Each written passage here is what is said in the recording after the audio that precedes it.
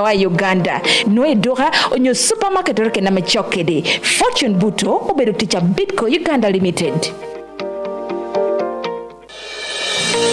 Paul Kare, yaberu yobti to alka yubere metedo de kere modeg Fortune Buto. Modeg manamoli ya ber kuno ponke de vitamin A ni cielo de ka mita me kai chamo itwar mudo na hachi. Modeg Fortune Buto bini boj me mils Piera Rio Beach, Mia Ciel, Mia Rio, Mia Beach kere tutu Mia Ciel. Med room metedo ni tin kere modeg Fortune Buto. Amedong put loa Uganda. No edora onyo supermarket orke na mechokede Fortune Buto obedo ticha Bitco Uganda Limited.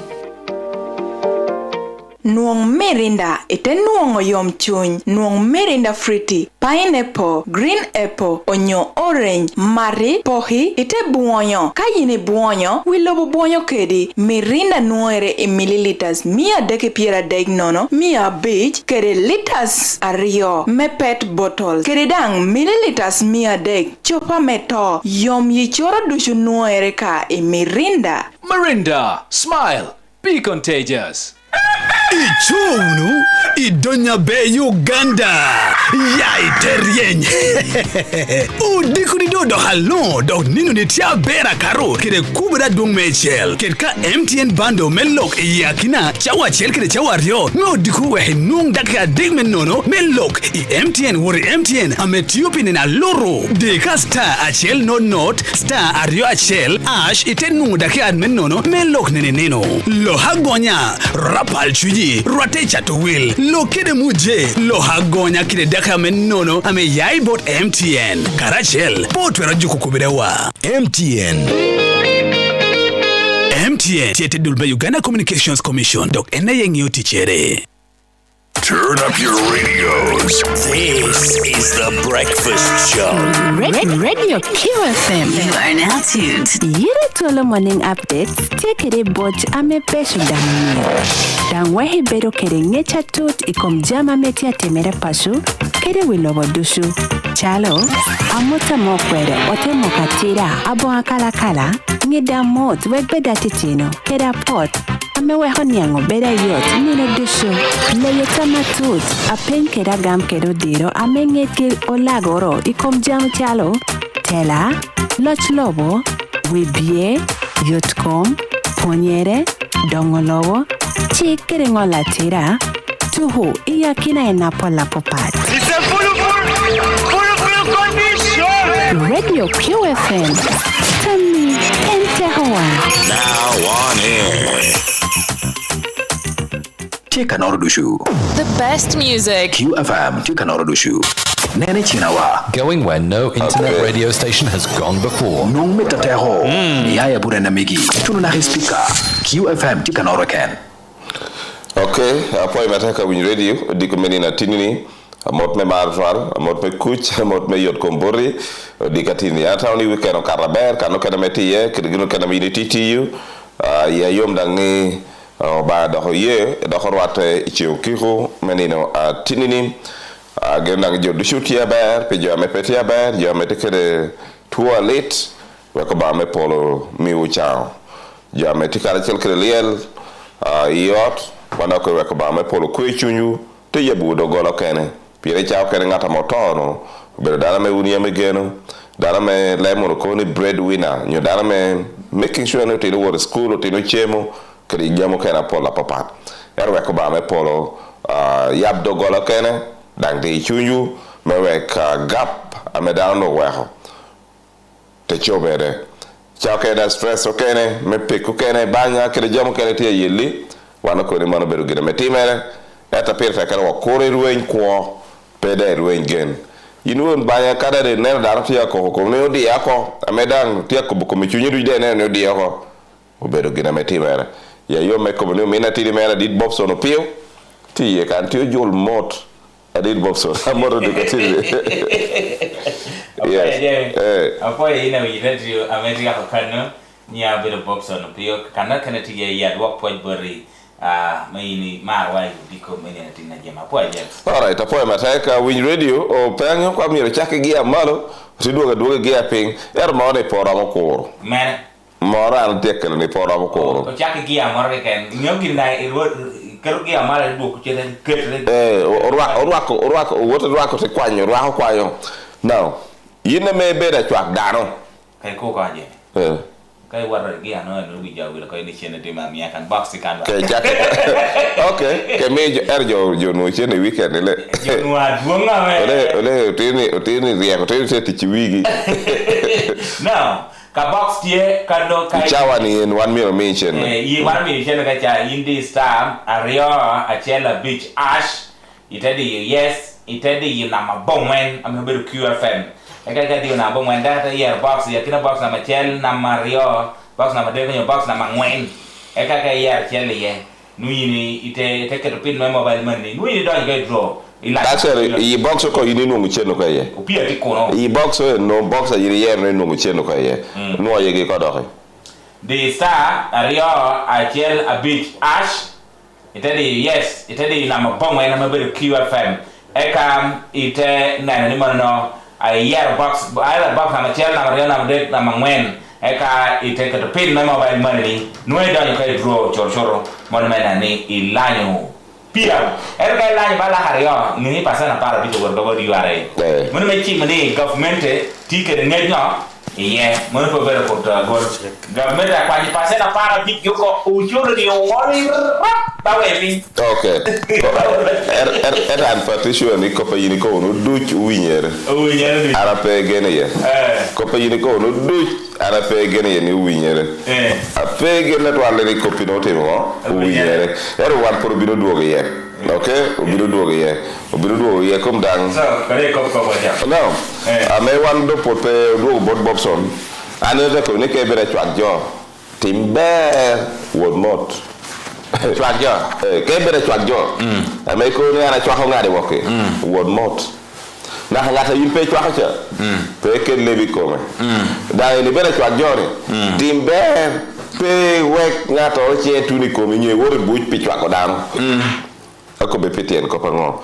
wan ko ngirno yine ni pe lai yine ni pe wi ana ka ko ni ka box tikan chiente ti yedo kono inda ni box kono ka wando yurri no yuti processor chiri go yurri kai box yi box sa ngwendo ario ye chiente ti ye yini ye ra bera ario ye chiente ye so yindi star aria chera beach ash itadi yes iwor akelo radio station yinye na mabongwen na beru QFM kaya na mabongwen ite wor yer ba box na machel box na mario box na madeko nyo box na mangwen kaya yer take to pin my mobile money ni awata no do nyikana chine ne box ba chine ke ken i box no chine ti ye opia ti kono eka yunge wanda hote kwanyo dok wanda hote meye ka you to write that box okay now ko porpeti anere ko beni na wala to berni kayi ni bera chwa ngata oro chwa ke mak break ko da me le be da duir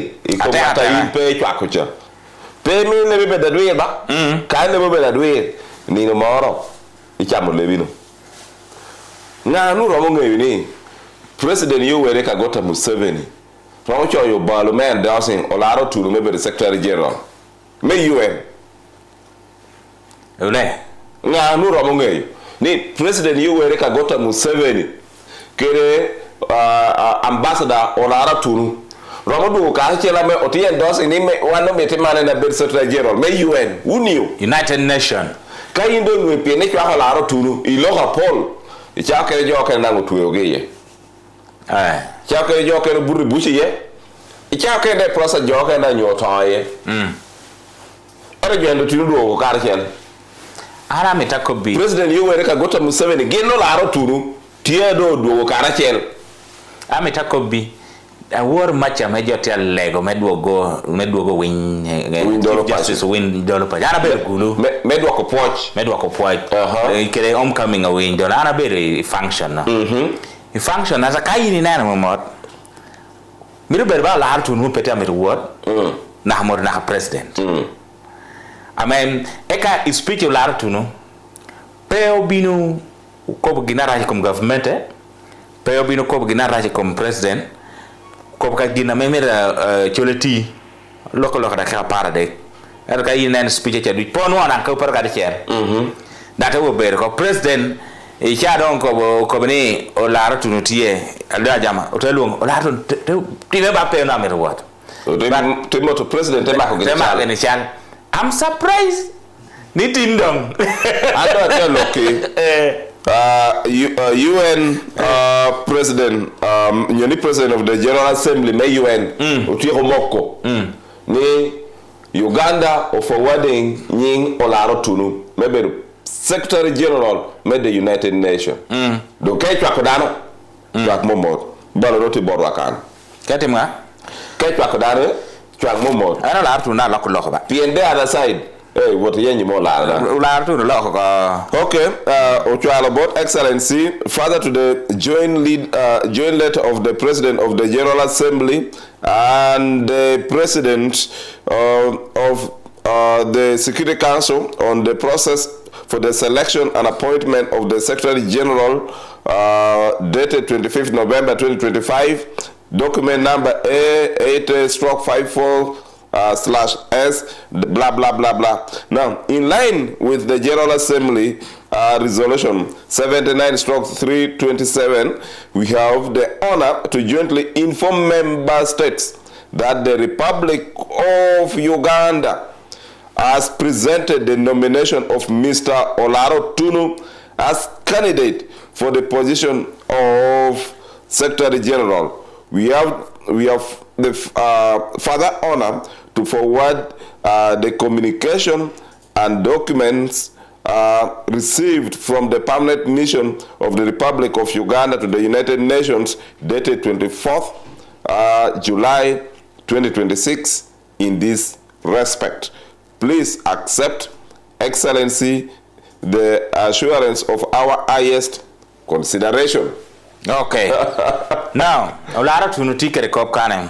Alobre ke reporter me James reporter kato kete ko bin veteran Ugandan diplomat Olara Tuno has unveiled an ambitious blueprint to reshape the United Nations, promising to make peace building, institutional reform and responsible governance of artificial intelligence the defining priorities of his leadership if elected Secretary General. Olara Tuno chojo. Olara Tuno ye ni kao yere jano manifesto merko. So I want to look baloni na mo twala bot UN ne. O twala do pierre we angwen maybe ma biro. Imwa hani. Ada ko bene krele vidwe word more minna nyo minna word more me ka por ya kina there is a dem na ke regime kana por kai word more adim na abgin kera kana we are great friends great friends pero tigi no me jima kana to you ama adim pay pero tigi no me adim to you ama kana even as we talk now we need yete WhatsApp group you're not here chatting. In fact, you know better thing. You're not here long. I can't get it here long. And I want to look it. You're not here long. Ah, come go, Tim. Can you perhaps to any paramo kubungo? You're not here long. I mean, you're not pay one or again. You're not here long. Don't need no more. Ena wuni yele bedo kade baba we pode uru kwa yete wuni WhatsApp group ye ni modo ke po enu yo do do kar chen no wuni kande bedo uru mo permanently ni do pete mi na wote. So kado ngoko ni in politics there is no permanent friend ke permanent enemy koda de ye President Museveni accepting men nominating Olaro Tunu kai win gang e po yuni chom eno bino kwero. Actually, Olaro Tunu konyi be the Secretary General me UN chom kawang ban actually ka ban kimun unwa bedo Olaro Tunu President Museveni pete me endorsement pete me passport gina menu nyuli ene be nywale me Uganda unwo pete and today my God what a time check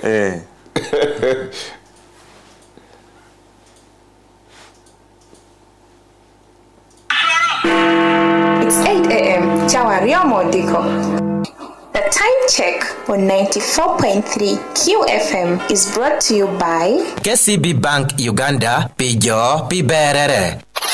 Yire Twolo, chake chion kiho niyo chambich. Jome kelo botu obedo Airtel Money. Chulu choro do hoyot.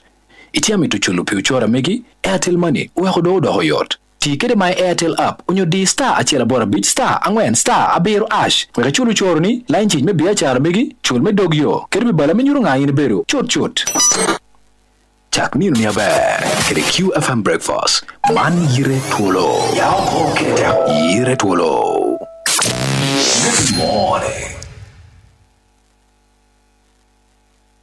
Check now ibaro ame olar tuno cho ame chem support aloga ka chem support olar on tia kobni tilwe nyoga metia timere report kanem chala me Ukraine me Gaza me Democratic Republic of Congo me Sudan kere me Iran kobni mono me repora pe me rolwenji ken now repora chem support reporting in blueprint right blue pepper kade win ginu ni blue pepper once they win blue pepper Molu Nobel Copper government. And actually Nobel Copper president. Can president Chuyi Balo? I can't referring need blue pepper. No get pepper tarba. Erko need blue pepper. That is undirectives. Now, Germany do tia ya passion copy charity begins from home. Ingeoni Chief Justice Alphonse Emeritus Geo Yabo Copper Merach passion. Peace building. And Germany do chaya kanu. Da take again new window na Maurio Tale ya kile president Museveni gilkala kelkede ambassador Olara Otunu nu yete ametu wile lungu ni John dala no polo ni John ba kay lu ni John anda bina go e chiata ka bi Dr. John Olara ko bing jal ngamu waji nyaen nyalar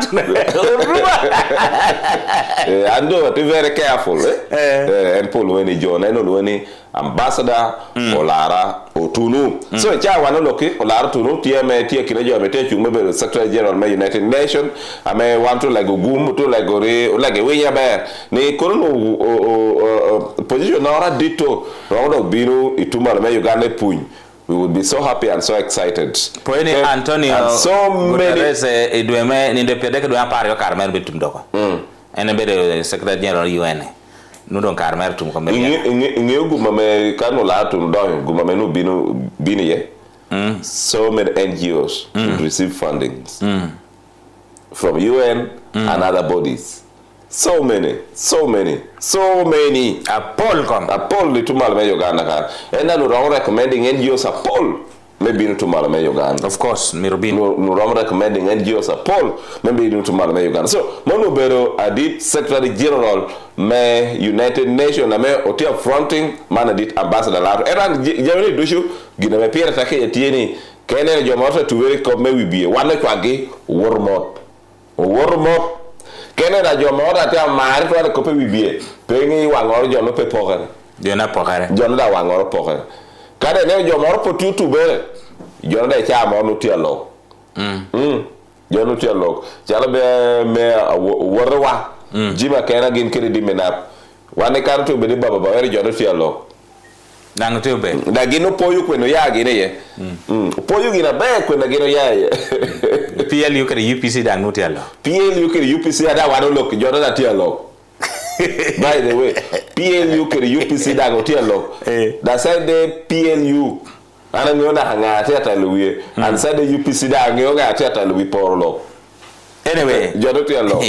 Mano kere manager. But in all this drama, thing ata tiala kena me ramo saving Jimmy Kena. Mejo pe kwa office. Thing ata di Belka Mama Maria. Kene ko bika president ya mono wore ne kare yelo pingo anda did wo no na tia goka enkere eka kaene ko bi eka president bolo kai free pe akira jo amana tawo president winyu ko gi Mama Maria ti ile ti mi ka Jimmy tami ya an pata mi tamande ko tama ene te tami ko ma mane no ro ke la nya ke warbe anyway, now, Tini copy PLU, one thing to take a PLU year. PLU Tinti studio can. Chakucha deck. Penyor can I may one can PLU in tin pain. You me market. Gomio PLU te yellow, Gomio PLU te to 12, Gomio PLU te yellow, Jima can, Gomio PLU te Nita Mako, Gomio PLU to taking over government, Gomio PLU, a Poca take PLU can and tin do pain. Nyuginora me mero penye kom PLU today. No me PLU te to era jo.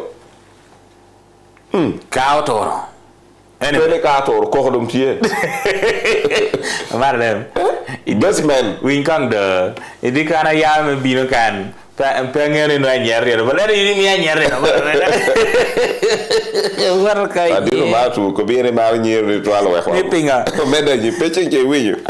O meda ji no dugo ko pajo kan dox naso. Now, king a beach war machani one na dong. Ambrose agecho peo won kama preach me a park district ene yedo binogamo tela maybe won kama wigi come a beach kere meya melira city man melao endo gamo tela bo dike odon jemi gina meda ho bedo unique kono ber gina na la parliamentary group pe otimo la parliamentary group otimo edo gina bedo unique kono gina bino poko la ko areo do hala chonte ko be the greater lira kede the greater patch tenu ni dikere hono be dana menu kai ko benu ya the greater greater lira te ko be this time we dang the greater patch donga kon word kere ame chimani di ma cha dak numero greater lira nga duogo e kai ni nana mod la parliamentary group almost be ka the greater patch kiken atamni is eye open for them ya wan ko borgi kay nena mo chako kuli park de bino kar gangda mo ber greater lira mo chancha ya de bino onena jidja ben wacha beta moy judicial nen man etinano ergina pertek ka greater park take lo elevation we have no regret but also balancing the equation period. Balancing the equation period, ergina period ke wo could leadership ngo a jono te offering. Ba me okule pa ngata disputing pe. Pedeta. La ka ngata disputing leadership mo okule pa me la parliamentary group. Kar gina da anu ja tek ngo. Tie. Na gina no ye ri komni because ka jo attack tie Paul, jo attack me be pe ko ba manda kira wane ngata la wa. So gina te biye ko no kule pa kana te mo ataloge no ikara nasha ben wacha dango telajo pete ngata ram disputing leadership ben wacha so for them koto gong da telajo kara pink tech peda go disputing leadership koto gong so kay biru ke de pink kano kajo beru pink kara morning members me parliament beru pink kara mo tele no nga iya kina wara otelo me judicial league da liet ana ko butin pieni chawa do eno do ye chawa jote ajem ko pe yo we're making a decision ko bi ko manta baba Mr. Achela me la parliamentary group beru ke beru me yero ena remberu won ko balena mono taman once in the year ena remberu won ko ameti ruling government packet to government pressure ano atame don kay yara ti gamene don mi don loho yor yoro te bina man na better opinion na o tamigire taman once ane taman kay ker ngata meti you position they are able to check government they are able to lobby in yoga men cha moro in the one lobbying yen petene jo ye ka lobbying winyu ko bi cha moro de fear factor me ko ni ka tuono ngadi abedingo ka mi apo chani kadang ba mum talo talti yakina Jimmy kere dentist dimena kadang te kabe okay Jimmy kay ko bi wanga emete te kabe anba ameriketa uno bridge me basini party ako ya be wa factor de kono me wakine no lobbying capacity ngo timaro anyway but so monu tama dan kay ne bero nan parliamentary association support part Uganda kan yo amobelo ti no bero gine jame because tuni chame near checking government. Three times or mere government company, you are not doing ABCD for me or for our people. Okay. Mono carachel kiri. Mono bere yera me local government leaders me la okan mo. Amo bere tie mane Palms Garden. Congratulations to chairman a beach me a patch. Amo yera me bere won come. In the same way, won come. Obiro bere Lera district. Congratulations to RCM Okelorek Amobero alob won come eka aranda duongo ticket to Ambrose Ongome Lepton. Congratulations to Ambrose eka akanlim Birobero Sam Atul Mayor Melira City wanda komuni congratulations eka publicity ubinu kero engineer Moses Oteng me college by the way bagi bolu ko robert pe komber kay winyer ko winyang jote ni ayre no de WhatsApp group gino chano joko na ikom jo no jo adeke na no pobere tie ama ochwalo kwena gi pitiche meno dioge niang ni chairman beach me laptop o yera me nan ko me petie ena no giro to die mo you mean ruenyo o mina ruenyo chege ka ne no chairman beach me morata no come late no dan petie winya be ena pe obiro bini kome no Morris Gwalomara keringa kene Francis Abola poberati Francis Abola ameda beda pe okay but all the Abola no tiari America keringa ko pe ngama no tikono tiya yiga meri ambalalo gatekeeper no tikara chelkere teach okay mono kara chelkere mono wa wara nyim jamo kene tindongo bino katu keringal puod oni gina timo bala chatlo o tike Fabias Karachel kere jo ade ko kana cha tina yedong obino mi gi puod kona beri buj mahadi dong obino mi gi puod tin che wano ko bewu ni jono obino mi gi dong tuwe gi dong woko era pikaro mene na yeno pote pindong obino yimi wiki pindong obino mi gi ngeyo okay ko anene malo now the DPP skewers conviction against senior government officials for irregular deposition of Lera District Lam. Director of Public Prosecution has successfully prosecuted Maningo Amegino Choba, senior government officials for irregular deposition of Lera District Lam.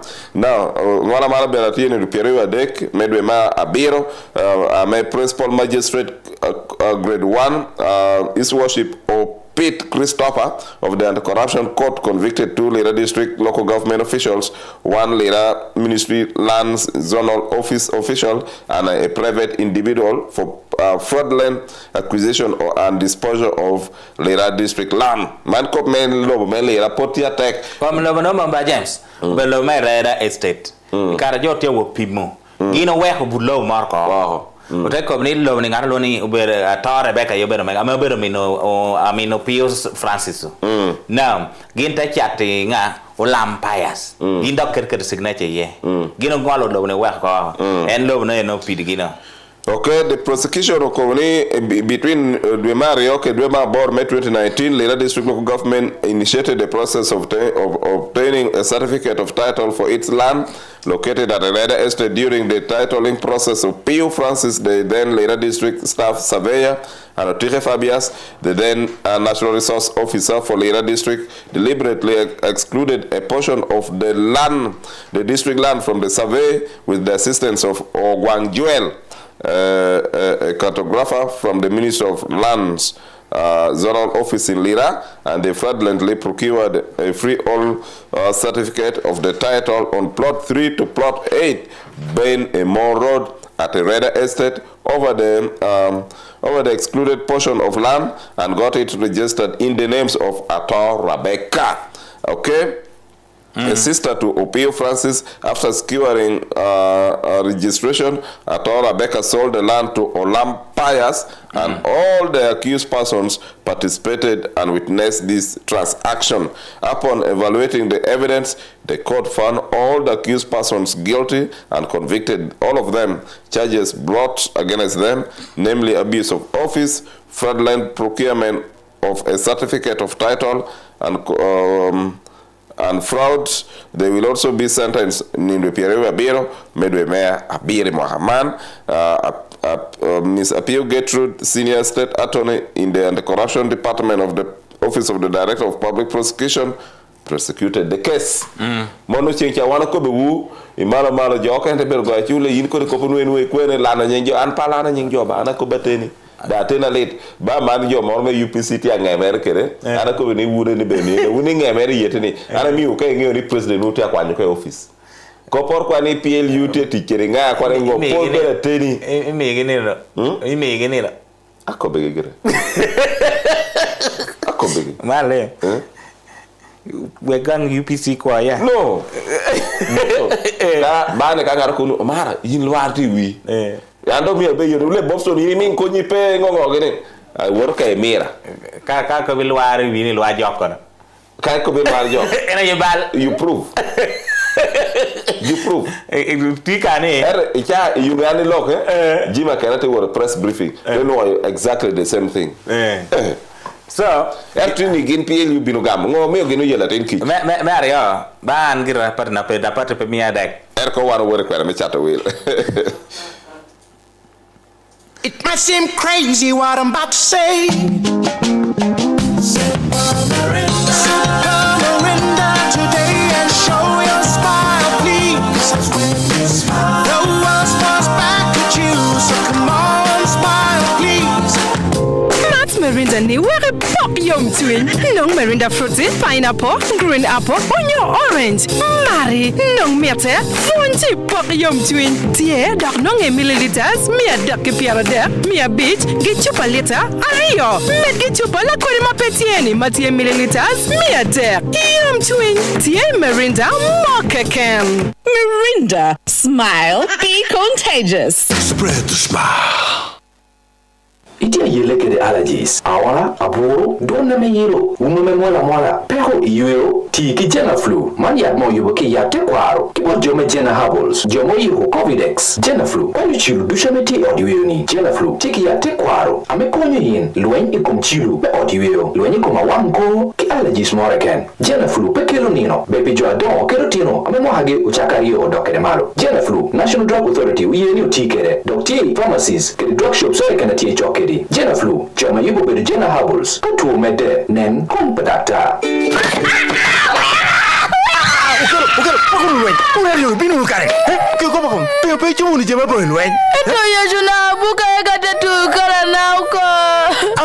Wan wen chao kene iwo wang. Eto luen po biru kitecho poko. Luen ya kina jo. Peno biru kina miero tim. Gina meo nyoro timo. O tieno biru ponyo. Anyoro ni. Kao nyoro maro gini nyamoko. Ame ye gini akina gi. Nyoro gina ber. Boto tino. Aman. Miero gin biru gina ber kero wodgi. Ame dang. Po luenyo gini. Ame yubo bira ber. Me ota ber. Raising voices. Pien tweratin. Me dongo. Abunga yela. Jadala kiri KCB udmogo dita karo dog bear karo. Yaba county nyen me KCB punyo kit jende ya county me KCB. Go wecha tich ite bera tera menu motivation pala airtime data bundles kire tija county ya bonchor bidwera ngwen kolo the star ya ngwen hash punyo downloading KCB mobile app punyo worjan KCB ya chokritin no kire KCB tin chikere jama meta tie KCB bank for audio tiji over Bank of Uganda kire deposit protection fund ena yenani chinda customer to go haber na hiwel chende around million parkour fit for man switching on wabulamu casting mungalo lumba hustle na low boxing life unga tolina na fear Trusting ofune boosty yo oyagala gold rush wakuwe oyagala red rush wakuwe ulira boosty ulira funa boosty Funa Boosty, kikina mara me stink energy drink, matie kikero, dogonyo kum, tieno nge food penguin, iwed mechilik alibari okeken. Sting, life switched on, from the makers of Pepsi. There's a new way to keep your breath fresh all day. Introducing Movit All Day Toothpaste, meant to give you powerful night gum defense and teeth whitening. The charcoal flavor gives you deep cleansing and power stain removal. And the herbal delivers natural strength for healthy, confident smiles. Choose Movit All Day Toothpaste and enjoy freshness all day.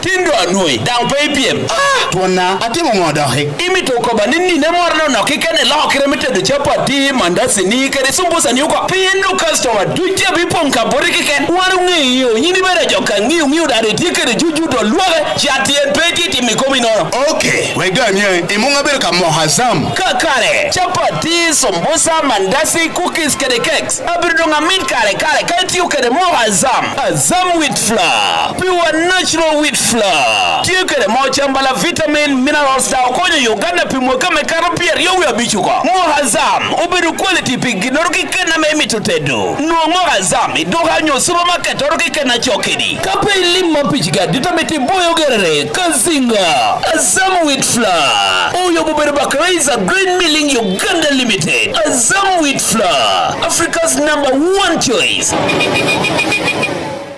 Karemo gurungecho mahoko pacha petia yeni wore dog tich. Gen ka pain hate capsules. Ite dog e dog tich. Pain hate capsule. Tiu pore rang tia teka merumu kwenye kwa ya remo gurungech. Pain hate capsule is a triple combination of medicines. Ame tiu melwenye koma rembala. Reme gurungech. Areme kom. Lakarem. Ler medukede wangnyor. Kayata me binu gina rio petia konyeme kwenye ya rem. Gen kong pain hate capsule.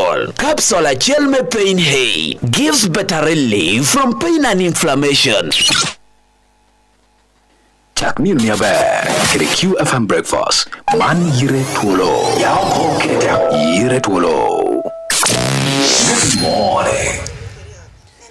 Alright, poi do chenne kwa na mecha tu wile chego in donyo kai box nyo de inka box the star ario achel a beach star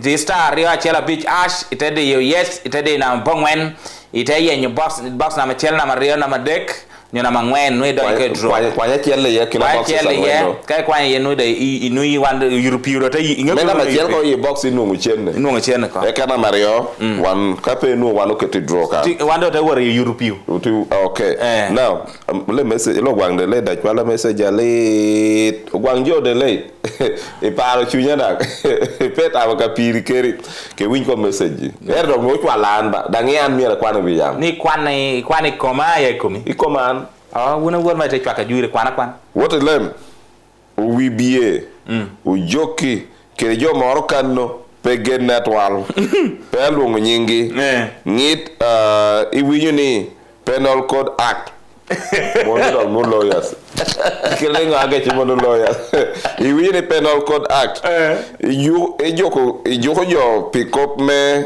track kujo kuna yindang an pegeni Penya pingo, so they let pingo in pegena.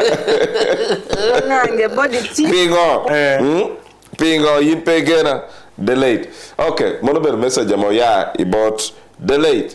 We have booked in board Bobson. Koda hote mede dog. Wamaro. Koda had work on Giana knock. Now, in the channel, I want to look at Tinin. Member me parliament mo yame ping Patrick Gwangubura binu ber karashel kede minister TD bora to kitamedi yo teacher government ti kede economic monitoring masanta lumu gwang yame to ping neno kitame yo de tia pure kede cha hare loro kanno tin maybe no rato no cha de so mat santa tia mo ja teach dango ti neno kitati ti were kede unjo me yam yo beru ba Pien ena bino jon kita jora man biru ke penie bina mola ngoa ya kopa ya ngiri wini police ya diti kwere ke gam ko dare ko choda ke manen pania ya so timuno ber lon narati ya eti da hatal ti pode ke pe ko mare yungen wor machine ni repero angwen ilwango nyahen winyer ke mit man girlfriend mete da en lon Yite dam sel juina wad lo nyahani ame ya berdan me bar gole o te ko ni ka lo ni la chwe jan te ko rat gini ni ara bera tie to nyahani panga ente matu gino lo ni te ga ni ber poison ni ta ko pe airport tagil puti gini da hata la duon ko jam o tie ko gini ka cho tie ko ka ba ko ni do nyo o tie ko ko bino aya ajemi now okay we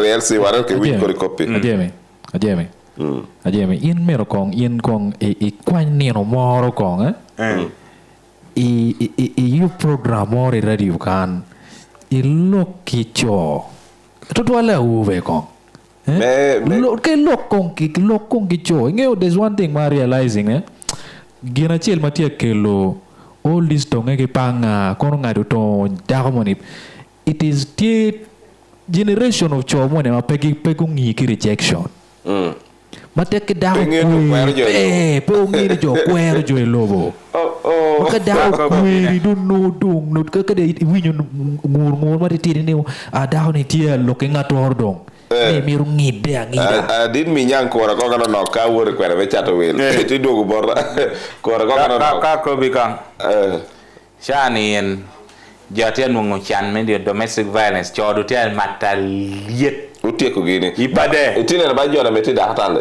ginu cho utechako gini ka kan inani pade meno cho meno mar biro ye jeldo ngwa ke police pier deka bir ni to jigeto ja aba pier bir wedi ye jel ngwa che police pier deka bir to jigeto ja joto jigeto yuri koptek so jog te de dang iri dang jo de de mata wang pier bebe cho pier bebe cho mi kanya no ko wori ko meyere me LC1 le Bobson ode mando ko patek le ko pe yere do kire pate yera me iri ngene chama na de mago obal pira ni pio no bal pira lo karachi nyete ko de ko bi jona de nyawanga de no la nyi monu me kwena tilira kane ko be wado le de wora me yiri luo okay awota chele ame ana goni o minna oloni o marelem ena goloni o marelem man Thomas o marelem tida ngama te chung mebere won kom LC achel me o barro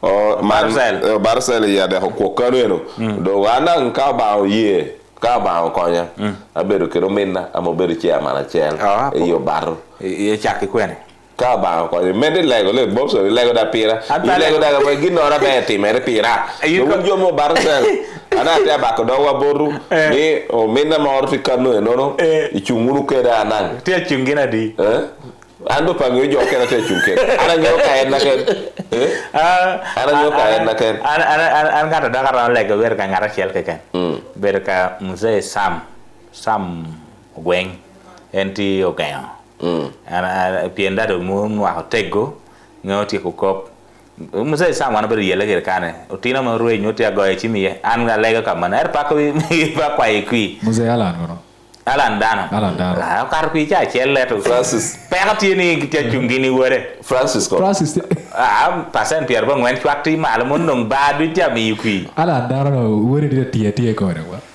wore ko ra primary da man jo la ho wi ko kom wore okay o to be chen kan de lete korean per geni pieni bera wi bie atia weo aya kar ka ngar pe we o mena de le indok pe geno indok pe geno okay so monoke de manone no wunjo me barro ana ko ni nenu Thomas o mara lem kere wang me mara mi unu pieno beda tena gen nyo wana beda jo again okay o beda jo again gin girte genare yo eran pa nyo ngato kere cha atdale ngato kere cha yin yenya ando pot pa yenya ngato kere cha yenyan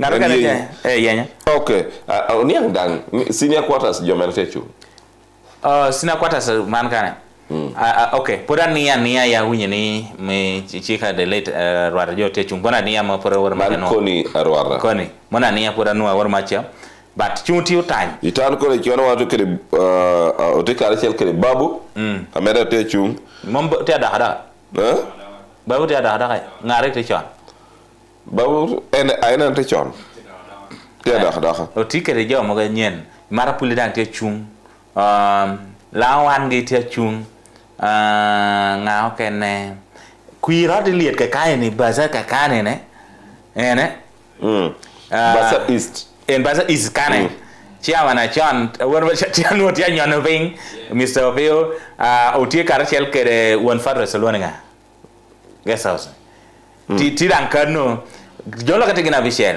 apun Mr. Merdia ketugi lieta petwere en baza east kan copy lieta petwere kana kana akwiliere ye bero kwe in fa kwir du lieta jem yo titiu tom pete woto ber pingo pete ko kopo ber me lawangi pingo pete ko kopo ber ako me lawangi ko lawangi dan tigina bisiel dan kwir ti lieta petwere okay be fana donc tieket gi tieni chan do pe chame tingo tom an kwena do to do kwena miera worry kwena miera bole ye kwi ko persek ako be kauti we pa ana ngeo pa ko be wi era na choye gira eri guma ber ene jaberu walo kero bokhene jo do po choye pol gi po choye ja chamo jo eke line ngata la kwi no kwir Pierre de and electoral commission to jemo ko ni kire wote national ID kape choye pe bolo kwi ajenwe ana ko ne amane ba yino peda bol kui andang pa bol kui boss chialu nyi sitikan pe acho aye pitien copy jona chungi du jona nyang jona kana mia poere chialu tikere umegi papa na area metechu Iero min papa chela ber. Iero min papa chela ber. Ka ko bido. Una chel, a chel ber siama na chige office. Nyamo. Ame etino mercy school barba tina men. Me ario, min papa ni a chel ber abi min school. Admin school. Admin school. So the best thing about that when you get queer yeah take the opening I kono. So when I feeling ko, I do kan na very ekore. Jona de chungi du ber warna. Niang siama na ti office beto na wata eka wata de chung do beto na wata mara ngatek the best thing andon ka wot adok atada ka ate loju kala no do joti adi beti ko pe kuire siama na che lingo mod alinga ko mod do ana ne ngene an apenyi gi na ni de chiadek biari ba ko no warning ino ka joti o bolu kui ka don ko ne ngo in complain mo kan wir po yai bori because to in pe bolu kui no kwa kana me nya right claro manu ko me gido right karo manu ko okay wa wor ko kwere chi me chato lo do chen adin mi nyang inde ra ku ber keda Unuo chon kwa winyo pe yuba me Flame amaya bot KCB Bank windon kana ber Flame ubedo female led and made enterprises ite yuba man KCB Bank tiama chuburu kede dongo biachara ame mone ne chaho kede bocha papat ame wehoge unuo lim kun kai cha ame idwoko kede wiya goba moro a rep tutwal Flame tiame miyo biachar ni dongo mi waha choyo kwa chawani ekete nungu loan me biachara ame welere tunu naka million pira bit nono kuni tware cholo ikindwera paru yario dang nungo loan me oyoriot ni beo i KCB Mobi app i chimikano na wel me million a bit dong tiegero ni ko penpi overdraft kere loan no kena me genne kun magoba mer no moro pien wanda o mi pon i kom kirme dong biachar ni penpi Flame ni ya KCB we hinung chwak melim ngeta nyen ni be ponyere aite dong ko yoriot KCB Bank Uganda pijo pi bererem banka dong me Uganda ena me ngiu ticha KCB Bank Jirani, konkori nyuagi mene ni ajo ducha chiri welo ni. Imit ko ni yinke kene do put petinge ni nyuagi me roma malo tia luongo ni gaga wala. Ayai bot Equator Seed Limited tichu. Equator Seed kun kubere kede dul menaro o kelu nyole melo Uganda kuri nyuaga bera bielo ko maria rio tia chel. Totwale wa kai tiu kede fertilizer. O me jo apolla mantia willo ka gaga wala keken. Berero kenene. Kanyu chieng do gwoko pi ko me kare du pieka chela chel ikwanye puki pia wa bitu ni pira dekano. Kai tiu kede fertilizer. Nyuagi gaga wala bunyu te guto twal ikirime ni mie chela pa tu ni mie chela pia yokano nyigelero dog lim full kai mude mobulu unyu itedo jo longo pere season karni yigi yongwe gbedi enubo naga manna do koro chako chweni wilo do koro koti yota koro kapito jirana puoi aman kwena me ana twaro nungi yenyi kori manne ruwa mamalo me ana kabedi kachabob me wanti dunya nung kori nywage me hybrid roma de malo waki gaga wala idoka chato jami pu ducha chigi kedi inyo boto jenti wa ibud miri longilo bu Uganda kadong pe go chimi Equator Seeds ina manota de kabong wenario bicha laboro abong wena de kabiro Equator Seeds quality seeds for better living.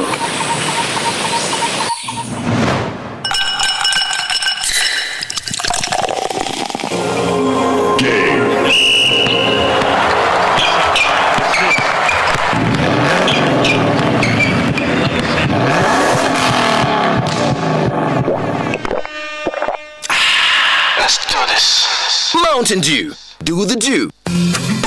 Mauritius is calling. With your Absa Visa card, what are you doing? Just swipe it, fuel. Just swipe it, lunch. Just swipe it. Getaways on the cards for you. Yeah.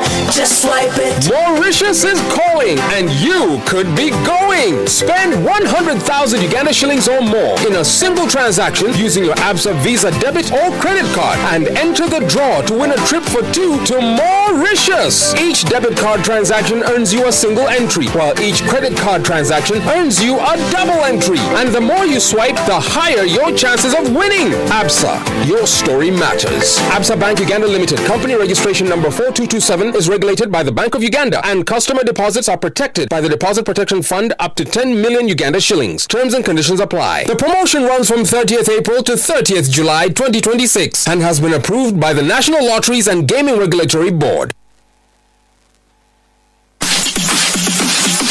Top up your airtime. My data bundles. Every recharge every day. Winnie with my Airtel app. With my Airtel money. Play, spin and win. Every day Winnie. Ketiente spinning itelanyo chuchot. Will airtime data on your bundle or will rom chilling to me on your caro in my Airtel app melanyo nino. Ti karakere my Airtel app itendo bungo biruko bi piket chente melanyo tin. Airtel money chuchot abon peho abon wang no meti. Airtel money yodor yotiji NA Bank of Uganda. Jamedu tiyo kun lobu chika mokeri komgi.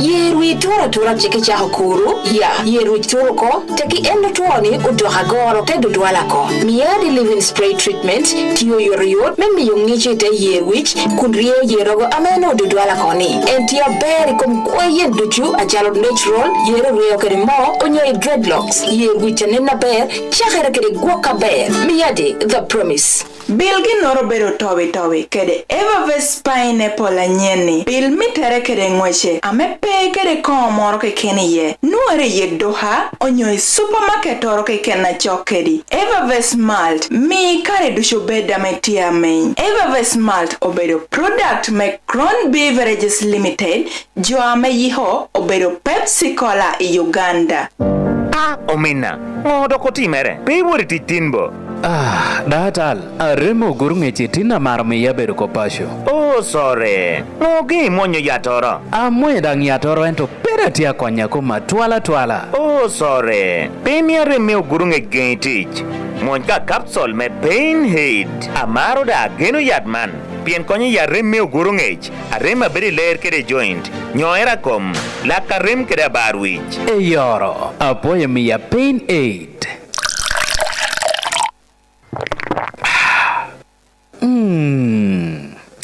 Atiedo winya bera tiga daraundo dohi dog ticha chunya tek Pain Aid obedo kony me namba chiel mechanga rem Pain Aid jo yiho obedo Mediwal Pharma Africa Limited dul me National Drug Authority of Uganda oyeni tikede Pain Aid dok nuore wudi chato yen dushu atino kira don lo Uganda kan ka remo tany nenda hatal Tewicha yire tuero ballo ni aloro acho gwenyo dong balo mera keto anti-dandruff onyomo amegeo yelo miyute wi bedo gako kwe yirucha ber chahar kerete wicha mogwaha ber miyadi the promise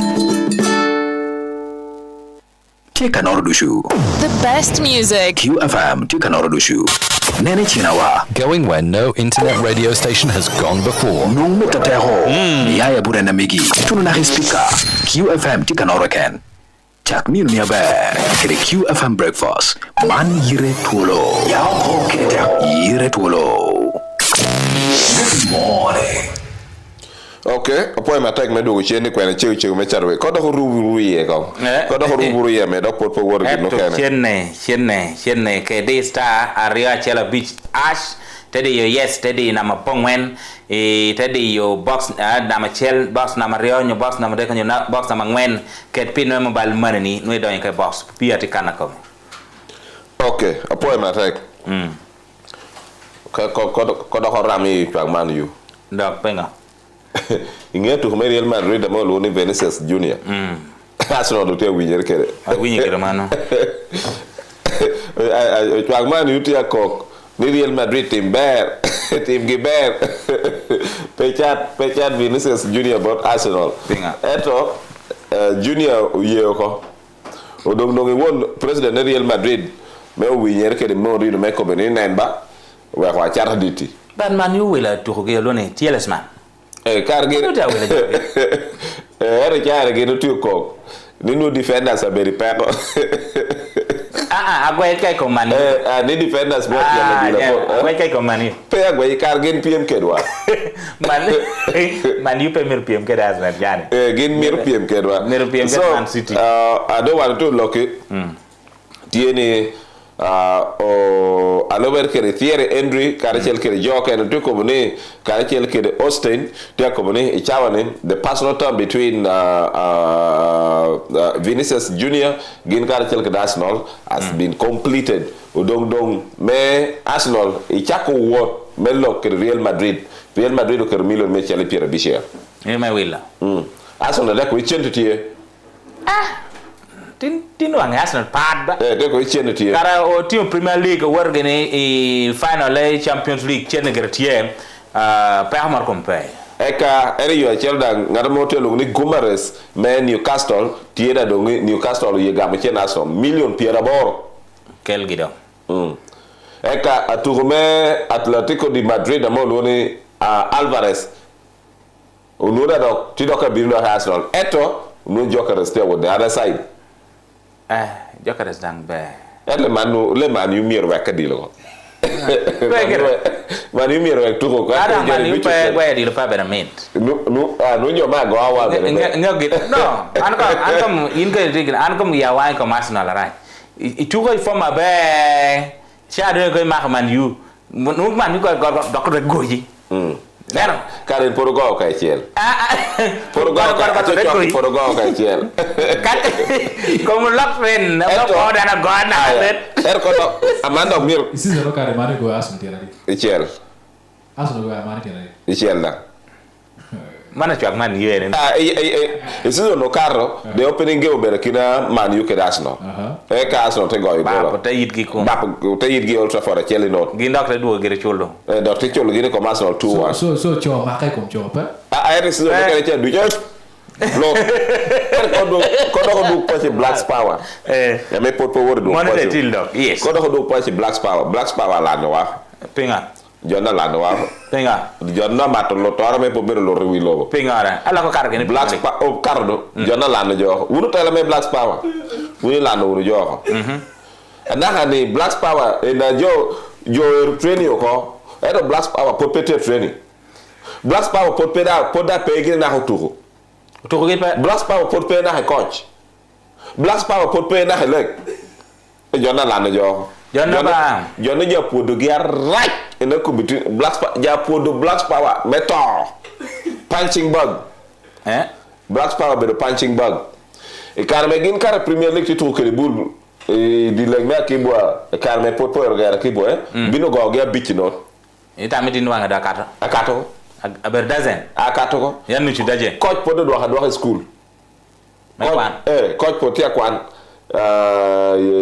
injero na chani ko repe ni Black Power ni aturu mena do tie por pege na hakira tu etu lik gente ni bi ni chani do Pierre wa bongo ne do ma boro ina por petit training por da pege na hakone gwache da leo ko ti le jona la no jo jona ba jona la no jo jona mi ro mi ge chawa ana lik tungir no jo mi ge chawa mi ge chawa mi ge dokaro mena kom no chawa no gen weke gi Megi dokaro mena kom po doubting ko mi ge chwak for now ko mi ge chwak what puto ko poto chwak etu kita geno to timer kede na ha training podi na ha training pota a chakir na ha tu mora mo signing me ko ni mando bere tu me Black Power da potpe male mando mi da ko ngai me shel Black Power bero tima meno a chalo lao bero tima me lao mi cha era remember no bero club ngatorba me wan mi chwak dang me ro me do ngatorba itina no bob jang ba ne now kai ni bero won doka itina ba na pe to kan anu worna ha amosha mo na dilo ko te poda te duogo akoro poda that is sacrifice and risk da anu yama wor pere ngeni no layo da te layo da wano poge kere ginte ti kere tika ne quando popo de yori e ni chawa ni na tu pot pe na training akobani na big league clubs da hockey training akobani Premier League clubs me Uganda ti de pre-season akobani Black Power obedo club ngatoro ameroma me ngo idoka ngatoro now an aberka ngata me achwa ka pien ni obedo club me ilan kana konywa kwanyi tu wa tinwa mo rating gi ato ka won doka po hi ko doka mere marle and permit to toy stress, permit to toy stroke, permit to toy access. Black Power tie na kere sponsors, but And what are the sponsors? People borrowing sponsors, man. Sponsors put down. In that put down, Marco James. Pierre go to the end of the lure. One more na hamusha kor pura kuni de kingwen. Idu ko ko. What you fun? It's a fun. Hello. Okay, a photo work where me chat with. Ole jo ju ole ti wero te karelo en pelawa. Tango katie. Ole jala me so Fred MP ma juri. Kado ngalu ni le pe kiri chunya rache. Jala me so Fred MP ma juri poda woro wa har kiri jo ma juri. Wa har do. Ko don ko kioga. Ole mi ana gini.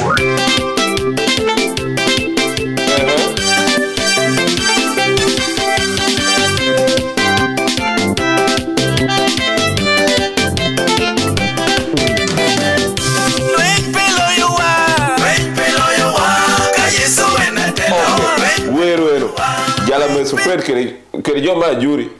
Ole joro mi ala yunge la City East. Joro mi ala ngwache romo lek duj. A juri na netwer kioga. Juri na netwer kioga. Kioga na yara majuri. A juri na netwer kioga a wumba che ko ichi bichel. Utiu kino kod junior bitek. Utiketo ka yiye. Utiu kini malo te chako largi ni kiri dilek. We had you know do mahar kioga. Now, MP Fred jala meso ko we NPT to kede bitek. Ene mako mindiang. Compare bitek tikano gain UPC gina winyer ko. We kom bitek bedi kine ko. Ero ko ni ene mako mindiang. We wa ka kati kido. Ni ene mako mindiang. Pende mako bitek. Jodo joma judo ngenge ni kagindeng. Juro la kioga. Amedo ngorwacho mindiang ping. Jo gindo gesha. Ngwaroti mere. Endi amake boran. Anpange ngwamati yer giro ko gin jodo gesha. Tikani. En yene maker ke boran. Ero kwer ko do ni en pe mako boran. Ala ka tuan diang tie. Boran po berum. Ero ko ni mako mindiang. Tuan diang wubi diang ngit. Awota Kristo bitek. Fred jala meso ni en pe maki. Ni ene mito mindiang. Chimene jala meso ga luoro bitek. Ni ene mako mindiang. Ame Collins angwech mindiang yimire yumere. Kita yine nar wacho kere chori. Ka pe wacho jala meso. Ero ko bi jo me juri do gesha. Ka juri lo kioge tab jo me juri do gesha. Ado mindiang de ping gindo go gesha. Ngwaroti mere. A different jala meso. Mono me juri county no. Amen. Ero ka mindiang. Me pala me. Ka mindiang ero kono. Ando pago go ati mere. Bien bebe bad story cha me apuon kede gwere. Gwere no ngeo ni ene wer la apuon. E ka ko ni ngata jo baang ko. Dongo dang mien ko ma chel bere bot.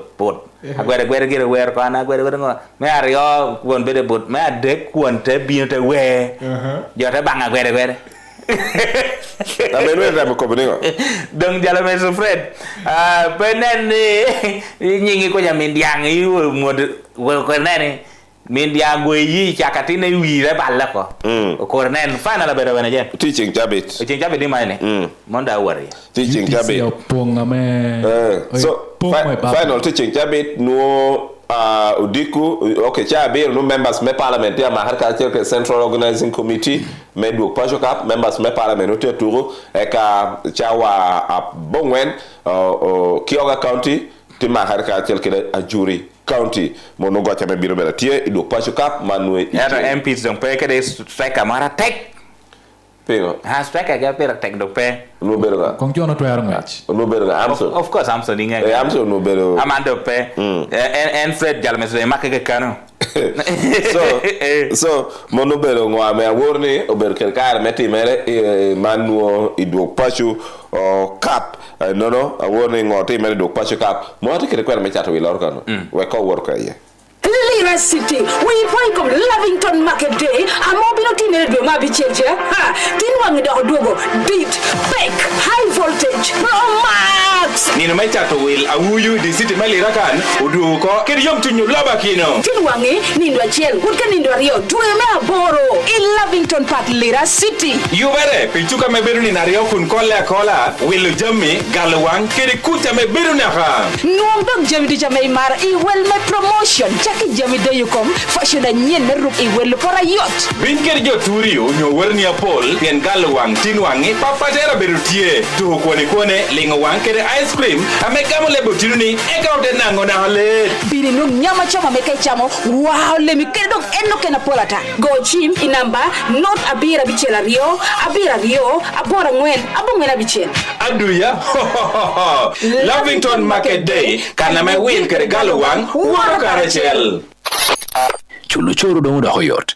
Itiami to chulo pi chora megi Airtel Money wa do hoyot. Ti kede my Airtel app onyo di star achela bora bit star angwen star abero ash. Wa chulo choro ni line change me biya chara megi chul me dogyo. Kede me bala me nyuru nga yin beru chot.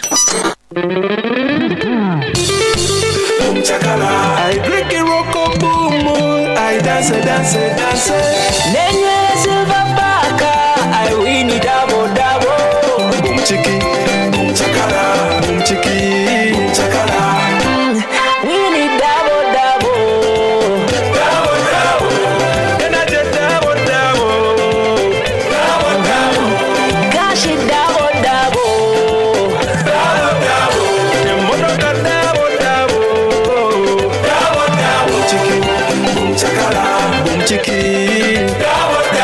Chakalo dugu ko kede kufu tiana rio nuang rok bumu nyo silverback energy rote gina me umuye gina me neno en gina me lanyo rock boom gufu pio lodge mata me medu gufu pepe pio tino mono yach mega metia doto tino kede jua me kawa teru giarach yuba me chwalu ngeche chato wilu nuo chwaka dule National Lotteries and Gaming Regulatory Board yuba me chato wili tiepi kara chek. Ini bera chat wheel. Itegi duha, onye tiyo biachara moreken. Dong biachara migitin. Kede finka, business loan. Nuoko chot. I interest rate da besho. Kede dan karo romo, mechulo. Pingecho kene, gore wa chimi namba. Not abor, not. Aria bichara rio. Lubu chike tich kene. Finka Uganda. Yupudihi karachel. Finka Uganda. Jome neno ko tich yuberu Bank of Uganda. Savings adano. Jome guho beru Deposit Protection Fund. Ame 2 million apa atwal. Chak gin mo manyen, gin mo magonyo kom, gin mo mapemiro yele ki noi, la kero vuo ki lime, dak tie ki flavor me malt. Chila de da upong ki jemi mabesho, mite tie mi achel, iko mi achel, dak pe ki koi ie, tem, nong moje, win mite kare ki kare, mat inge mato, gup inge gupo, pien ko beru lako galuwang, why now me noi. Jack again maku ki Evervest malt pineapple mangweje kuwa data te miet palime matiki flavor me malt miete tie mie kumia tok peri ki konye tie nonge duga onyo supermarket machokwidi Evervest malt wek chawa weng ope chawa manoi Evervest malt dul me Pepsi Cola Uganda aye yubo San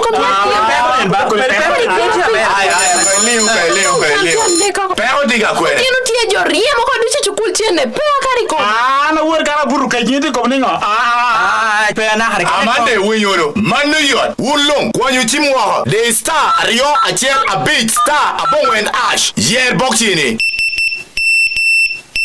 yini gwecho iyera dinu onga chairman ayer na madek anu la habich ayer na machiel anu la habiro ayer na mario apur million achiel ko bir wula ineno mum chairman wan du chikano lonyo alony aha yina ye danda jo long tie wodi chene yikimgi mano beru gumba jo du teke winyu radio QFM beken idi yikane telia buchi boxi kano lima karo million pere bit twal tie me alanya chake jo kiwona ke chabit itu ka nyen meka box ite yero boxi number tiel arionyo adek meni yabo gumiendo ento miro ke berkeri chente amera mututumia rio yichimi ite donyo ke draw melanyo chente amewele duong mechel ibochenyen motenyen ichawa moro kiken ame yabo boxi the star ario achela beach ash ichawani boxi ni gumi moti congratulations and celebration when I tell Nino kene, iru tuer beda tek kutwal. Kuok dang nuti apol, kuono tek. Entuke guvu 7 up tiena chiel. Super duper refresher.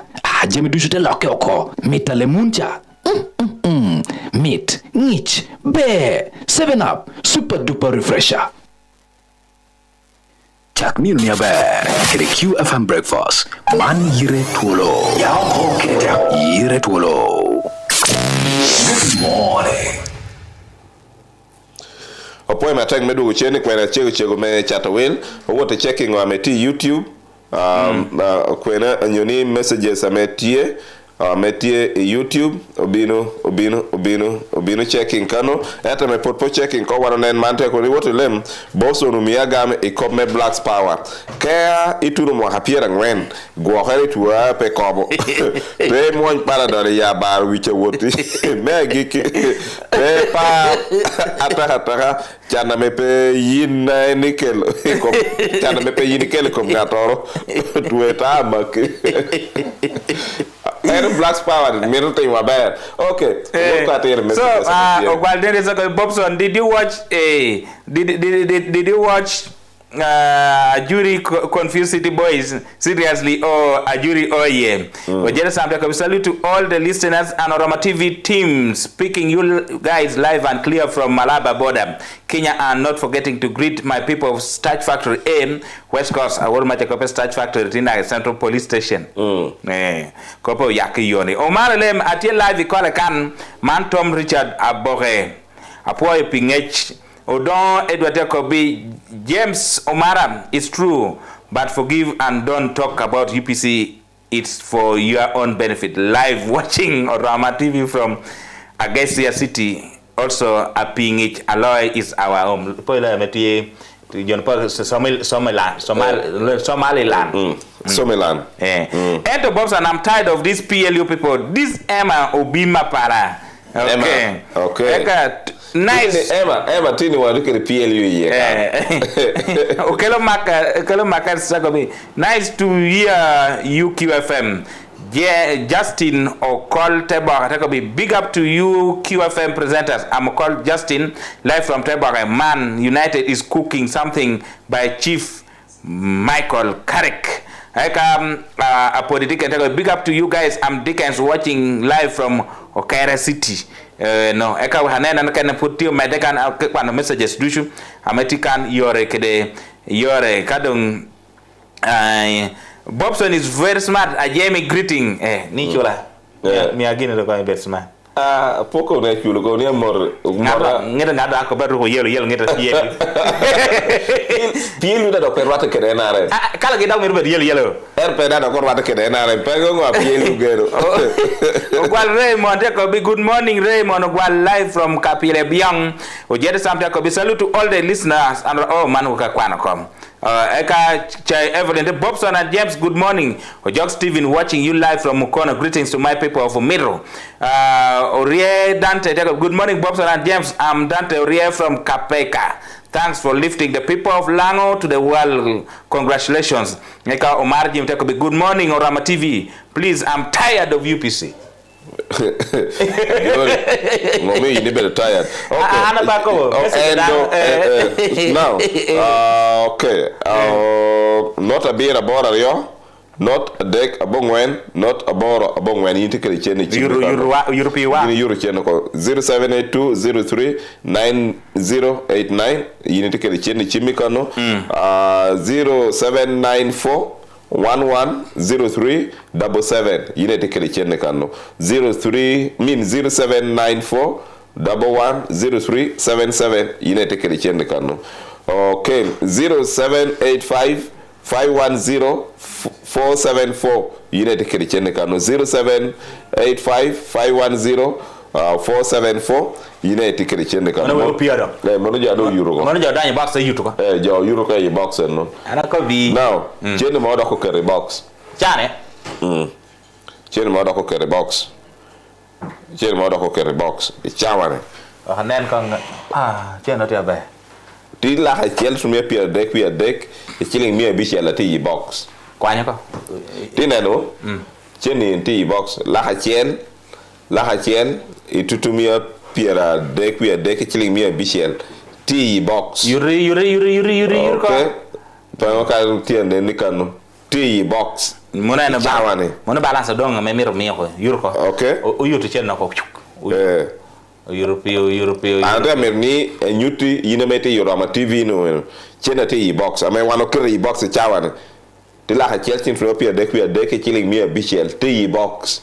You know what a quanya kuno Bobson could be kill my quanya. The star Ario Achela Beach Ash ite wot deyo na mabongwen amabero radio QFM eka deyo na mabongwen ite wot kwanyo ikin box na machel box na mario box na madek box na mangwen yin kwanyo marke kan ite deyo keto kompin na mobile money ni angolo tutarie mi chela pa no donyo box mandok be man that can you or can we with you so one day man community don't get box take a European market in chene come and cheno better less ke pass na par big piano you are a uchoara ucholo ni ene kugere ye on tome givi ya mapiwo kala ni tutumia pier beach abin tutumia pier beach cha kana no actually no tutumia pier beach no chende cha gino ngala pass na par beach ko ye kala nyo la chel abino ni la nyo la chel mobile money no atunu tutumia pier boro we beach pien pass na par beach berme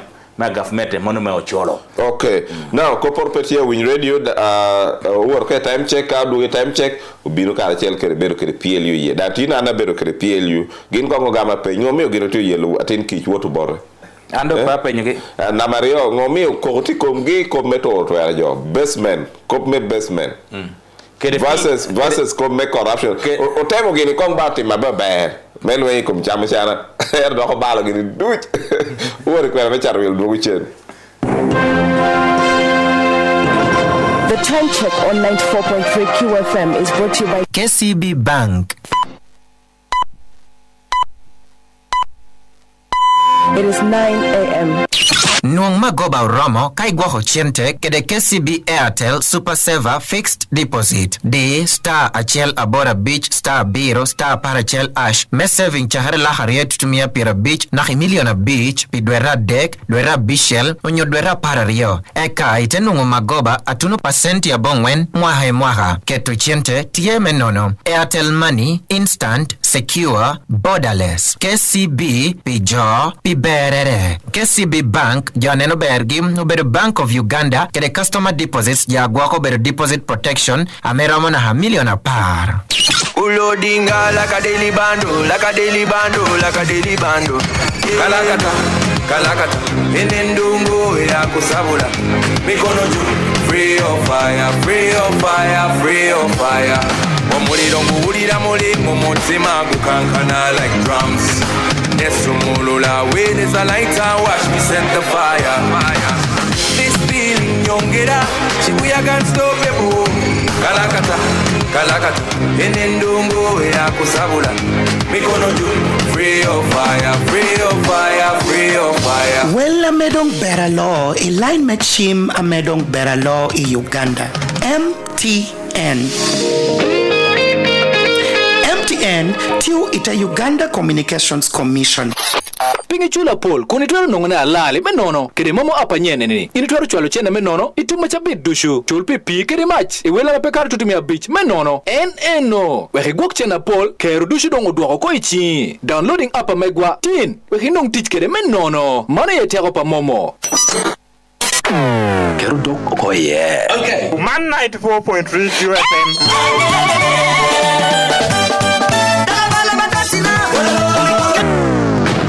Change chi baby. Oh na na. Yeah, na na na yeah. I want to go.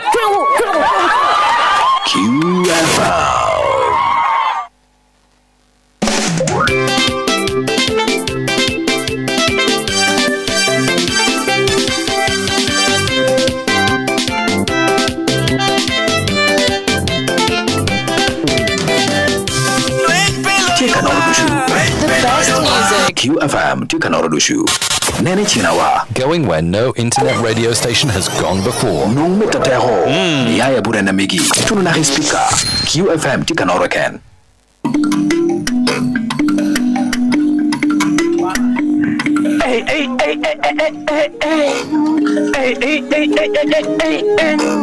Yire Twolo, mera Yire Twolo, oh Yire Twolo. Marile mujo wao pui mape. Urama TV ujo wao puo. Urama TV ujo wao puo. Umarale mera puo. Palo to Mariam, yini yabu langi. Palo to Mariam, umere yabu langi. Ana miro to kapot mani. Yile Twolo jawai, yile Twolo. Yile Twolo mena, yile Twolo. Yile Twolo, oh yile Twolo.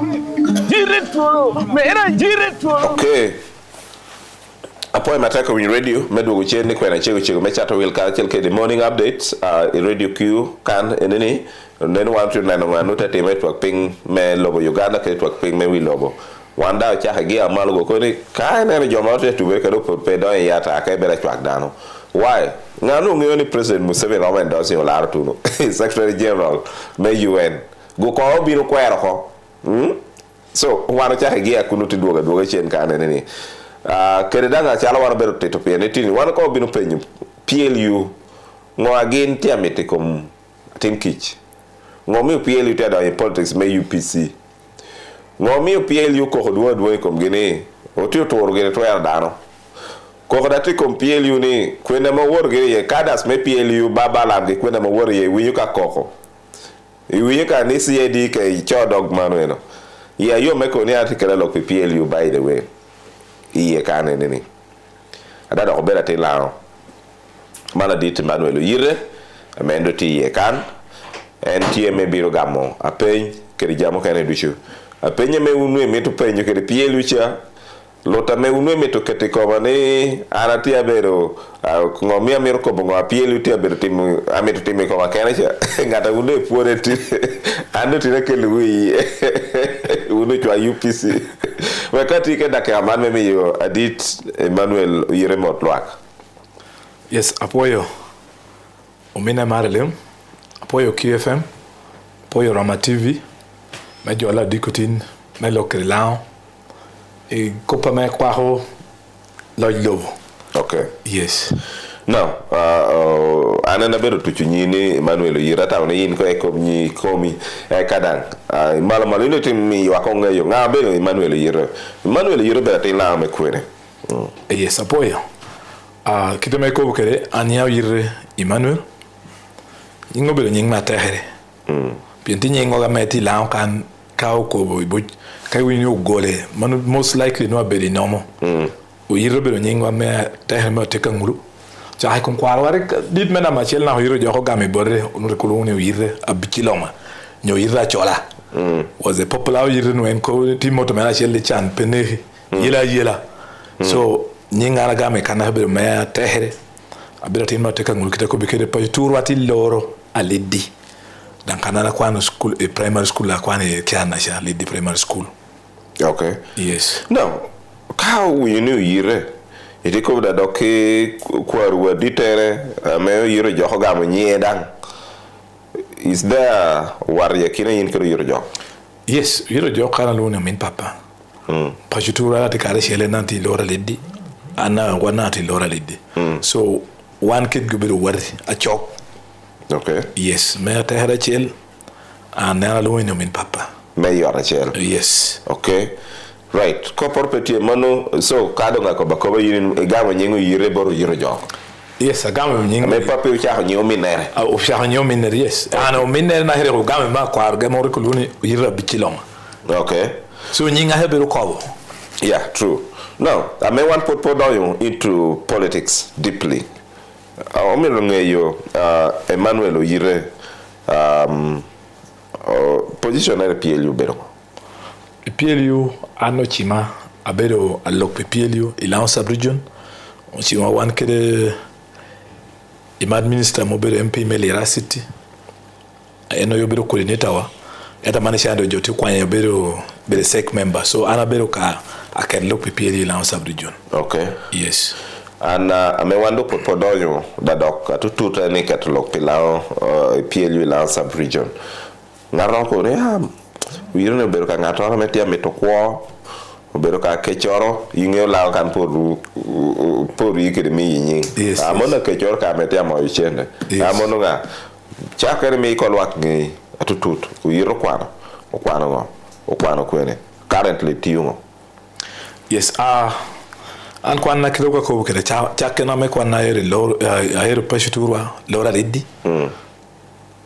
a lady primary school kwano P1 na P7 penye P7 ya rio ata join ya amusha SDA ya dek senior 1 ata ya amusha SDA ata kwa Komboni from senior 2 na senior 4 kwano Komboni a lot of the late BP Flexi those were my classmates Komboni BP jo wana penye kidi ya biro then utuke the basketball may so rest in peace jo ana kwano kidi then A level atawot Komboni atawot Kabalega SS Masindi atati history economics divinity entrepreneurship yarea pa jotega my Makere University I think in my village and kana no jogama kuna hanyi ya doge daily monitor and I was so happy met him arts in economics education to be dape pe atawot Makere but one of the things I mean wanting and because chende no pay but I was also the first around that village make a Makere in the recent times so part what ajotega my school or ginger my ponyo hotel management by the government school told me option no diploma government scholarship degree private Makere so kita shine pe ashalo la at a resort in hotel management ginger manu from 2010 now 2013 kuna hanu abero gil president at karma don you could know but don't have regretting at no the best course pino ponyo akere communication skill French Tedo and serving others tepu nyakere humility tebe the gil leader edo no political dream ni Makere brio Makere mor potie so e karamatio hekunu amabere waiter I was one of the unati ambitious no job edo penyane ule ibere waiter at city mulo so in 2014 at enrolling met mulo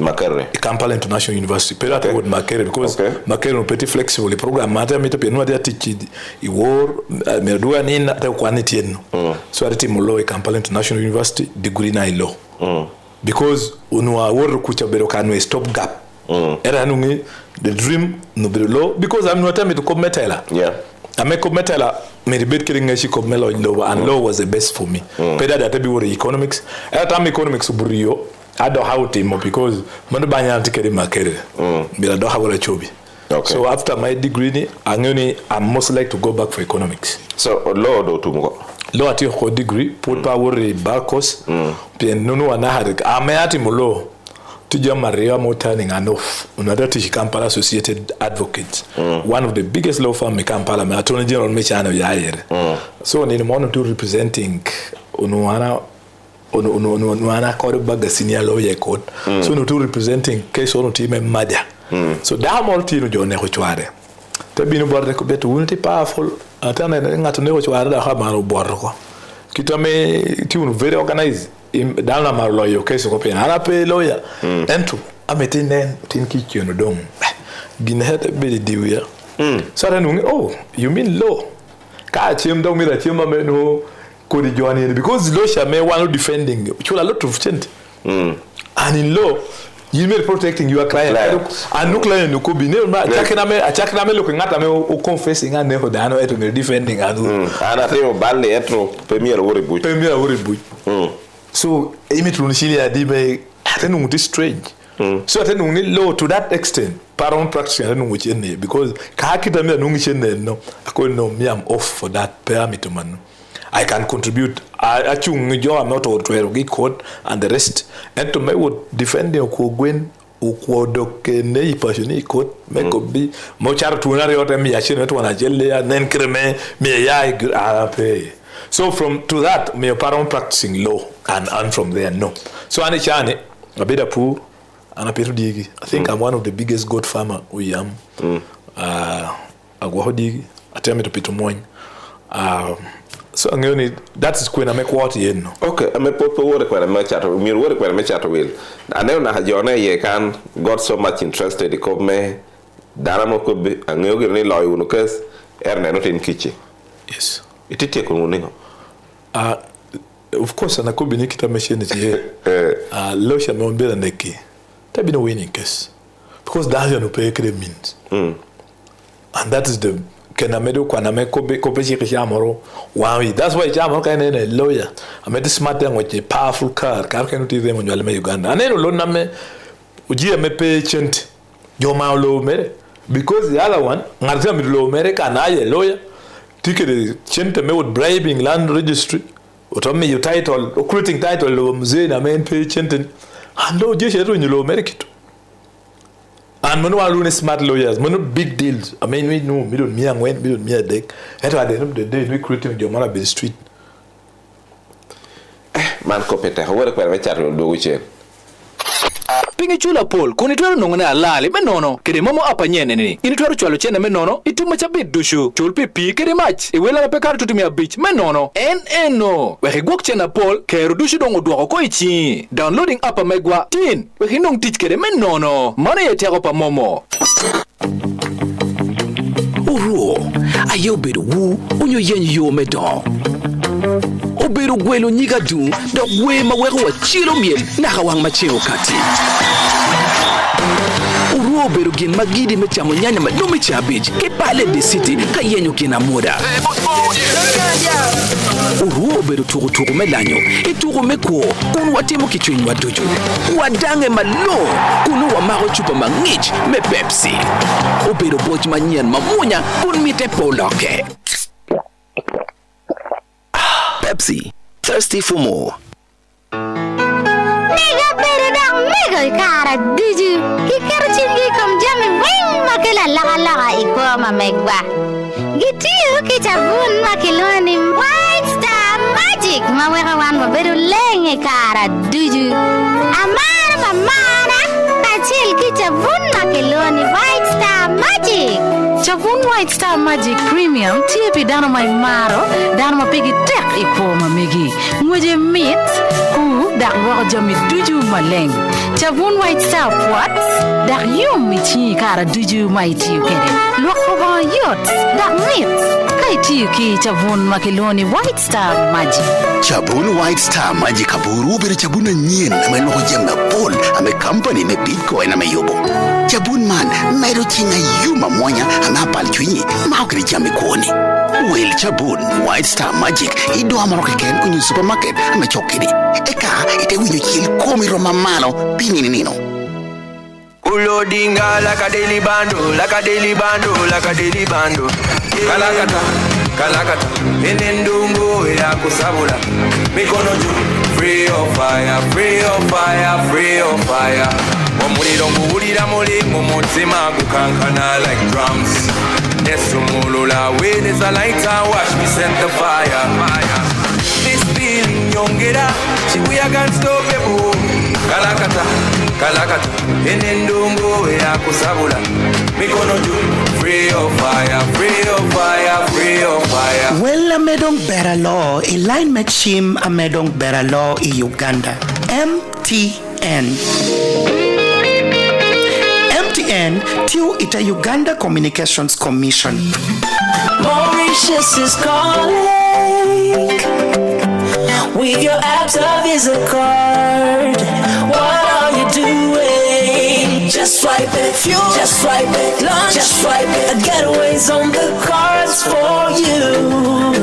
Yeah, just swipe it. Mauritius is calling and you could be going. Spend 100,000 Uganda shillings or more in a single transaction using your Absa Visa debit or credit card and enter the draw to win a trip for two to Mauritius. Each debit card transaction earns you a single entry, while each credit card transaction earns you a double entry. And the more you swipe, the higher your chances of winning. Absa, your story matters. Absa Bank Uganda Limited, company registration number 4227, is regulated by the Bank of Uganda, and customer deposits are protected by the Deposit Protection Fund up to 10 million Uganda shillings. Terms and conditions apply. The promotion runs from 30th April to 30th July 2026 and has been approved by the National Lotteries and Gaming Regulatory Board. I saw me kapeti ukere momo ko bida teki nungu chene malo ha bida teki itwere loka chene nani icha ba ko dogi pi chene ni conductor balancer dogi karo kene tuoro dang porro ko ame pe ngeo Dang doctor wenyo kogu. Ineno chene na tuta biju por kane? Gere kom jamini endushu. Ti kere momo app on your day star chela bishela bi star deck hash. Bicholo ginoro kiken, kanoro kiken. Eka ite nungo mita tikere tuta biju kere pe abo cholo pire. Itikere te home bira bo abarwich. Mono te ha MTN momo. MTN. Banka duong me Uganda. Ena mengiyo ticha MTN momo Uganda Limited. Mega cara diju kikero chingi kom jami wing makela laga ikoma megwa gitiu kichabun makiloni white star magic mawera wan maberu lenge cara diju amara mamana kachil kichabun makiloni white star magic Chabun White Star Magic Premium TP dano mai maro dano mapigi tek ikoma megi nguje meat ku dak wako jami duju maleng Chabun White Star Pots dak yum michi kara duju mai tiu kede loko ba yot dak meat kai tiu ki Chabun makiloni White Star Magic Chabun White Star Magic kaburu bere chabuna nyen ame loko jemna pol ame company me Bitcoin ame yobo Chabun man mero chinga yuma mwanya ame apal chwinyi maokri jami kuoni Will Chabun White Star Magic ido amaro keken kunyu supermarket ame chokidi eka ite winyo chil komi roma malo pini nino Chak nino ni aber kede QFM breakfast man yire Twolo yao hoke yire Twolo good morning. Okay, apo matak medu ucheni kwa na chego me chato will politie ewi yamo nyoti winyu QFM kada tie inana wa online ti Yorama TV jo Canada no tie QFM manno bere jo ame platform sapapat ame wano tikere e kadang jo ame ti radio ti Pierre Bongman we ngwento dek radio Q radio mekarani meda minge mekarani ngecha tek jo pe miero koboni hena wano kobo as long as we are backed up by facts and obedo gina me pira tek ye kana tikere Emmanuel ire ame obedo lo PLU Pilar Sub region and tikere jamaria de kan miero gam nen wala cha me bay ngeyo ngam obedo Emmanuel ire maybe kado what ba what don PLU ke wi nyengo ire ti connected ke family ire jok ameo ngoni miero be UPC 311 die hard UPC and for you indicated PLU chaharnengo I think jo ametamne nyengo ire numero be PLU I mean numero be UPC bere jape ngeo history bero jok ono beda moñ ngwana ngeo nyunga mawinyo kan mawor nabu mali O level I think around 60s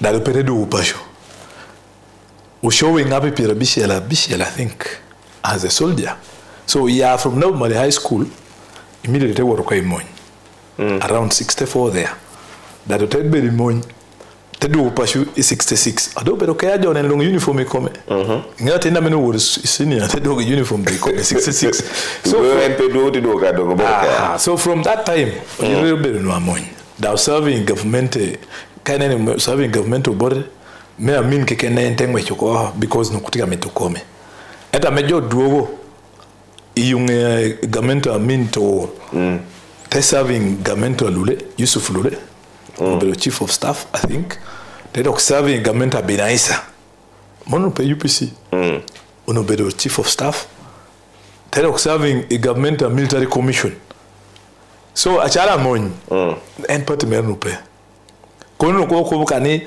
his greatness was serving Karmobore was the president of UPC Lodge that would be a fair statement to him but to anwarangeo amon no en pobede party member me UPC and in any case kalino bedo in any case kalino bedo ana shalo yire UPC kenen umot in its formation ngatongere ngatmo forming UPC kwa zemunyanko le call Rotsiba William Rotsiba Karme British are around 1957 there's a governor called Crawford they advising that man yeah you form a political party wano chigi yako umete ko lo chinga chinjo achol so lo shade forming eto to binungi lo shala ko bedo like a civil servant po beda wibi Ubore was in UNC. Daina lote second generation me UNC amete bibedo UPC. because ame bino kanu joma Uganda National Congress. Yes, ame ngato chaho be Ignatius Musazi Uganda. That is the father of UPC. Amo chaho 40s achalo unuguto protesting come moangi ame oyinde na te awello. So they demanded for cooperatives and the rest. So borete begama do agame bodgi. So at that time I'm confused it'll be UNC or tseba chaho mege mere UPU. Borre would kere wing ere me UNC branch ere now jahere.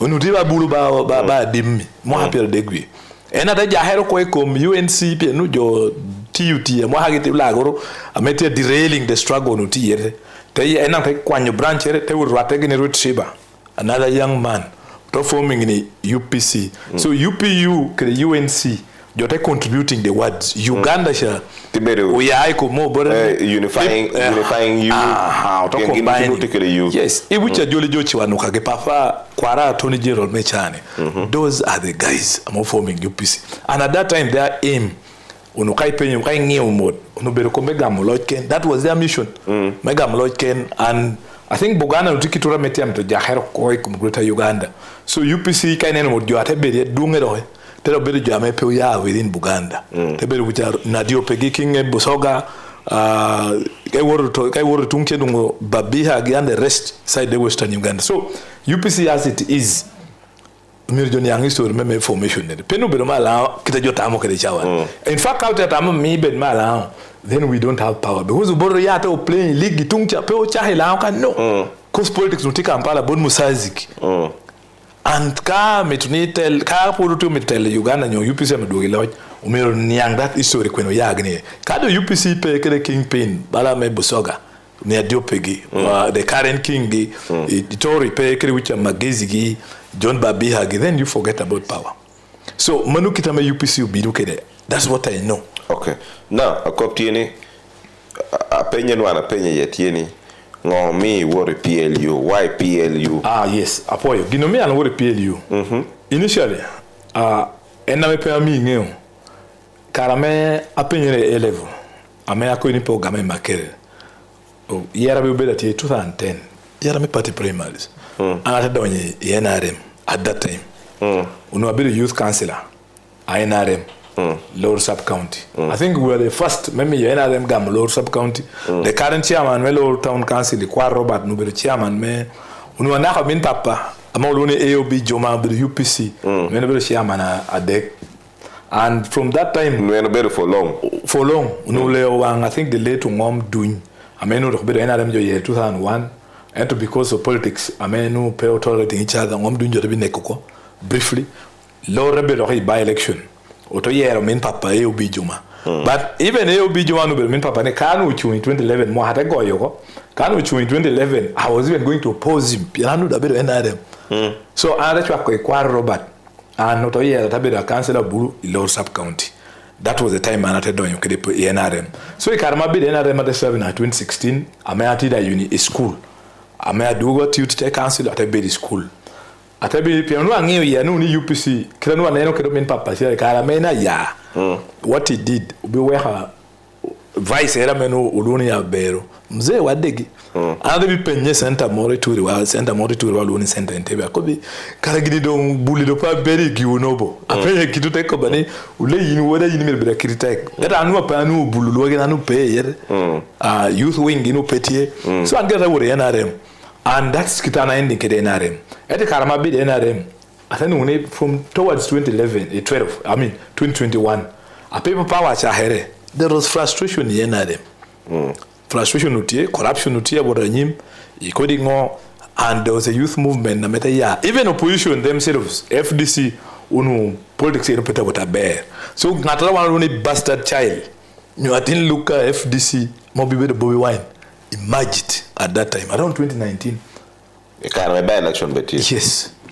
eta mene emerging Chadondo East Chadondo East unutati molo you nuti next to KIU no one rata kid gini wuni Bobby Wine yes Robongo ya mobile so Bobby Wine cha hote molo me no popobera me pala no pobero ras edo nduti kid ambition so Robongo ya metinubero secretary general nene onobero gil speaker makere 2012 anu abero gil president So no meeting attack against student movement. And Rubongoya no be NRM by the way. So frustration make corruption na meti NRM. They pushing Rubongoya again. And to be the mode. Iguma bad. Within the NRM debate together me bully frustrated the system. Tero do nyo. No la poramu nup was too radical. No too radical at it one to no. But reforms are only together from within NRM. That's when we're coalescing around Afande Muhozi. We needed a patron naturally youthful. Nyobiru bulubula many young frustration in the system. And that was the time I wanted reforming PLU around 2022. We tried in our different movement. We was original, MK Amme, Avengers, such names. I don't know, what do you know team exposing corruption within NRM.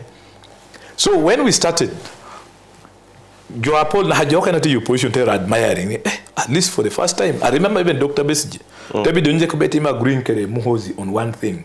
Ni NRM do a very reactionary movement. Petung progressive, peti answering pekamenti ichawane. Story nutika the story achwana Luero and the rest. Now that story nuti boring to my generation. To my generation now. It's not very economic. Iti kopi bula me numero word school eto chendo bela pe word school. Tilo ki bula mero wel tisha wela tit petit. Tilo ki bula mo kwano ti degree eto mero word kwa abroad mero ubero made. Eto tike degree. I would doctor a child house girl Abu Dhabi New Dubai. Now that bull and coalescing around PLU could be no. We need to change certain things. And that is the ideology of PLU. In fact, Karamel forming Nadio you position there admiring. That's why people like Norbert Mao subscribing to PLU values. No, Kobe non-partisan. And Kitameana ending the PLU no because of that values around.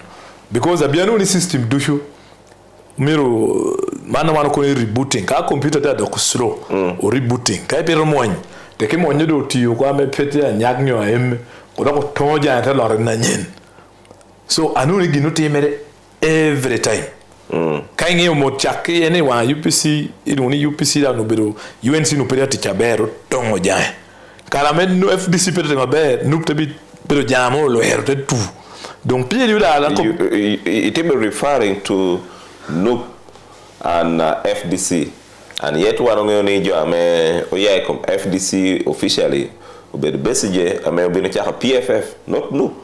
No, basically below that old breed. And to boy one can get monobedo kairala FDC. Tunga youth, the ghetto youth I may bogamo. They will be strong supporters FDC. Deep you know pela kwiri di Kampala. Party president gimor puru la kwiri. Party semo gere maybe la kwiri la aye in 96. Eto sebana kizitu mao puru la kwiri Kampala. Eto Bobby Wine na yo be organizing John no. 2021 kainge mo di kwiri 2016 Bobby Wine utia alongside Dr. Besige. In fact Bobby Wine utia meto Marco Bendera FDC.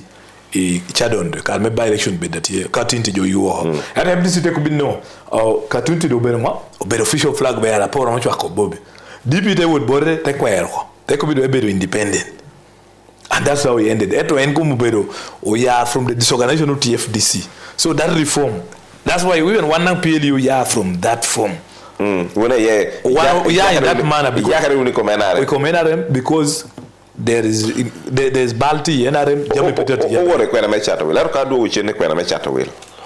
You keep on referring to PLU am a petty constitutionally backed. Just a pressure group. Tiake la yele Uganda chawani. Tiake luruburubu. Tiake longwai. Kokoti komgia duon cannot do PLU tichagamente PLU balam ngom because balam anangeni balam ber PLU but constitutionally they are not backed. What requirement are do with I saw me kapeti ukere momo ko bida teki nungu chene mala ha bida teki itwere lokachene nani icha ba ko dogi pichene ni conductor balancer dogi karo kene tuo dang porro ko ame pe ngeo dang doktor ruenyo kogu. Ineno chene na tuta biju por kane? Gere kom jamini endushu. Ti kere momo app onyo di star chela bishela bi star deck hash. Bicholo ginoro kiken, kanoro kiken. Eka ite nungo mita tikere tuta biju kere pe abo cholo pire. Itikere te home bira bo abarwi. Mono te ha MTN momo. MTN. Banka duong me Uganda. Ena mengiyo ticha MTN momo Uganda Limited. Uro, ayo beru wu, unyo yen yo medon. Oberu gwelo nyiga du, do gwe maweko wa chilo miel, nakawang macheo kati. Uru oberu gen magidi mechamo nyanya malume chabij, ke pale de city, kayenyo kina muda. Uru oberu tuku melanyo, ituku mekuo, kunu watimo kichwenyu watuju. Wadange malo, kunu wamaro chupa mangich, me Pepsi. Oberu boch manyan mamunya, kun mite poloke. Pepsi, thirsty for more. Ichunu idonya be Uganda Yite rieny Udikuni do halno do ninu ni tia bera karo kire kubra dung mechel kirka MTN bando melok yakina chawa chel kire chawa rio no diku we nung dakika dig menono melok I MTN wori MTN ametiupi na loro deka star achel no not star ario achel ash iten dakika menono melok neno lo hagonya rapal chuji rote chato will lo kede muje lo hagonya kide daka menono ame yai bot MTN karachel potwera juku kubirewa MTN tiete dulbe Uganda Communications Commission dok enayeng yo tichere. Fortune Spaghetti, a product of Bidco Uganda Limited, makes healthy and tasty meals with all types of sauces. Fortune Spaghetti is low in fat and a good source of energy. Fortune Spaghetti is affordable and has a long shelf life. It is easy to cook and has many health benefits. Fortune Spaghetti is available in 250 grams and 450 grams pack in your nearby shop. Available in all shops and supermarkets near you. Tima to kene, amekwanyo ruopi. Tieno kene, amemini ker metimo jeme pol. Mountain Dew, pabiru matore kenata. Obiru luo, mekwanyo geng, tok timu jeme mahura. Akarika tie ngwech idilek. Unyete tukudilu, keru wareni, kani maro mit pale munja. Enne kene gin maimiro. Nong Mountain Dew, angich tin. Ulodinga like a daily bando, like a daily bando, like a daily bando. Kalakata, enendungu ya kusabula. Mikono juu, free of fire, free of fire, free of fire. Omuliro nguwulira muli mumutima gukankana like drums. Nesumulula way, there's a lighter, watch me set the fire. This feeling yongera, shibuya can't stop it, boom. Kalakata, enendungu ya kusabula. Mikono juu, free of fire, free of fire, free of fire. Well, amedong bera law, line machim amedong bera law I Uganda. MTN. MTN, tiu ita Uganda Communications Commission. Dano dushu bewe ye. Kwa kame yili, kuna ichilo design na gwa. Endo ke kwanyo 7 up ngich. Jami dushu lawa herechot. Mita lemuncha. Meat. Ngich. Payatek. 7 up. Super duper refresher.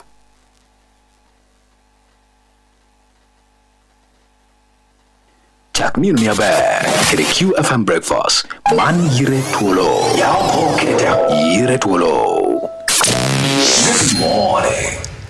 Opo matek medu kucheni kwa na chego me chato well. Now, we had dog bot Emmanuel. Anena penyi pole work. Ikop me chick. You a lawyer. Matches put pe team about cause. Monope me ka team representation. Yes. But all the legal aspect no yining yo jamino dusho. Yes. Can I PLU? Probably NRM. Probably civil society organization. Better registered as civil society organization. Kongo PLU bero. Legally chunka kwene. First of all, kana ni constitution wa 1995 amesie na yoro okelo. Article 1 call power belongs to the people. Continue. Power belongs to the people. Continue. And it must be exercised in accordance to this constitution. And yes, and at least power belonging to the people. Now that parliament deriving power from the people. From the people. President. Much as power belongs to the people, that power must be exercised in accordance to this constitution. Now I'm telling me to do that according to that constitution. Thank you very much. That same constitution, it goes ahead tell me one only bill of rights. There is freedom of association. Don't form me a kiba who religion ni don't be to be as long as pay yearly joken. You are free. As long as pay yearly joken. Let's continue. I may give no inconvenience joken. Yes. Now one national PLU. We come from that. That's why political parties are registered in Uganda. They're around 36. Electoral Commission can register in but they are not on the ground. But we have 36. We have so many civic organizations. So PLU, I heard like a combination right-minded. Just like what became NRM? I heard from Tanzania. Mongo from us. Just nobody group of some younger people. Totally of the youth wing at UPC by the way.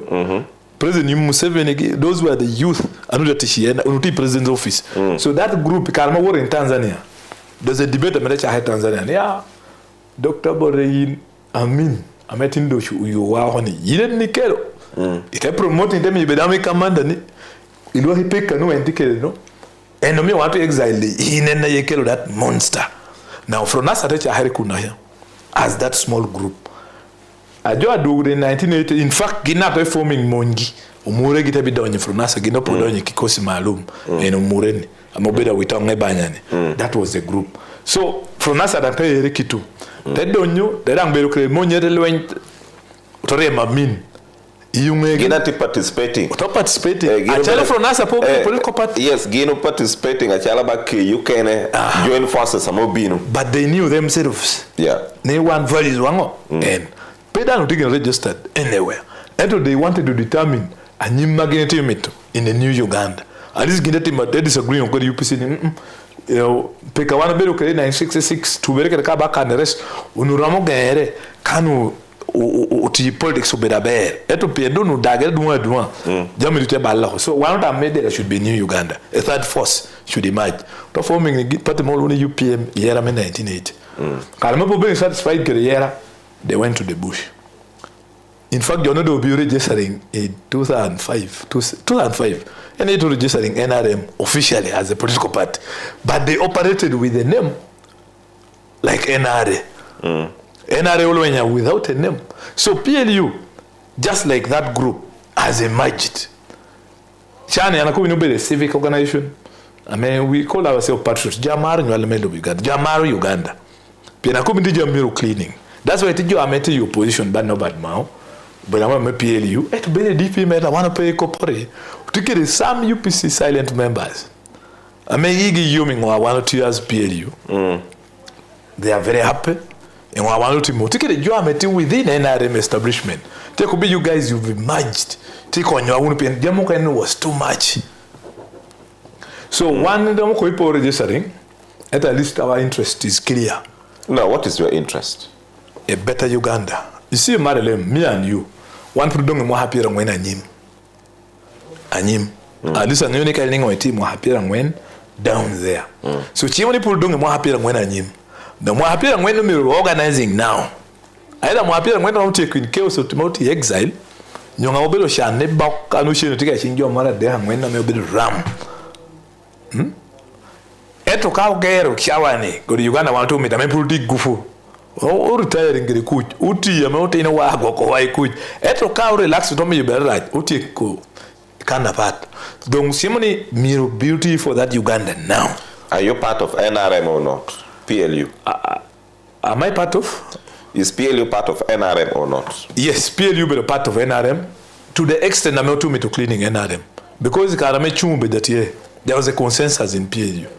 afande muzi to be guiding ka one told me to new chunga chalo uchung independently pekere NRM the guiding no values are NRM rwate kere megewa but penalty kunuka implementation so what amu wuru chungu nta NRM jo apete me do chungu nta NRM chunga chalo independent indeed uta what NRM iko primary election the PLU members quietly do chungu nta NRM Aram could be with confidence structure NRM 75% be the PLU by the other city can the PLU member will be Jane Ruth Acheng be the one come anybody won't come party but Aram could be allegiance mena majel di PLU allegiance mena majel shabanti PLU and then believing in a better Uganda so kita wando capturing kede NRM no dan that's why changes immediately NRM chawani uti causing from within to clinic and only ko penalty here I want to pointing fingers kwene at least one of the members NRM mati honest amokobi compare within ko chake cleaning man from within dan ka battle la one way kede no I want to but make cleaning from within that's why omoja kai nene kwa speaker radically for the first time your year speaker nyen my parliament abonchende yakyon year speaker no but your members parliament million per bit each so both for me even 50 shillings carry me shilling dan pekede but PLU just deciding man no better candidate because record they don't have in Ministry of Defense corruption be da pay kuno in ya Ministry of Defense monya no per elect ibu udong moñ by the way awa na ha na kwa lo chene moñ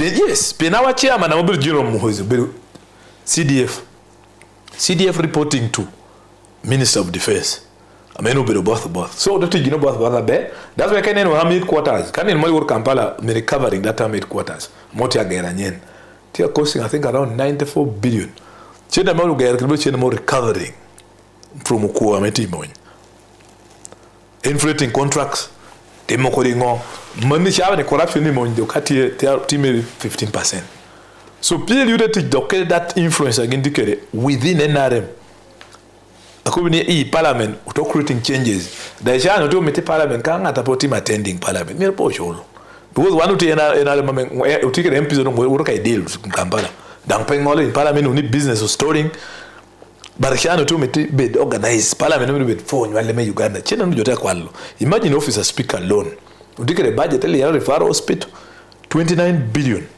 Nearly 29 billion gere referral hospital la nyen from the foundation. Eto manu chena speaker beru kere every year to donating your school lere nyo kwene at least chawe ne both particular values are NR PLU or no the budget to ye ko ben budget ka parliament na chono ye budget eto wor council ne mo kwanyo chen na ko I think 25 billion choro do ho committees parliament ukonti chere pe bore of course committees are funded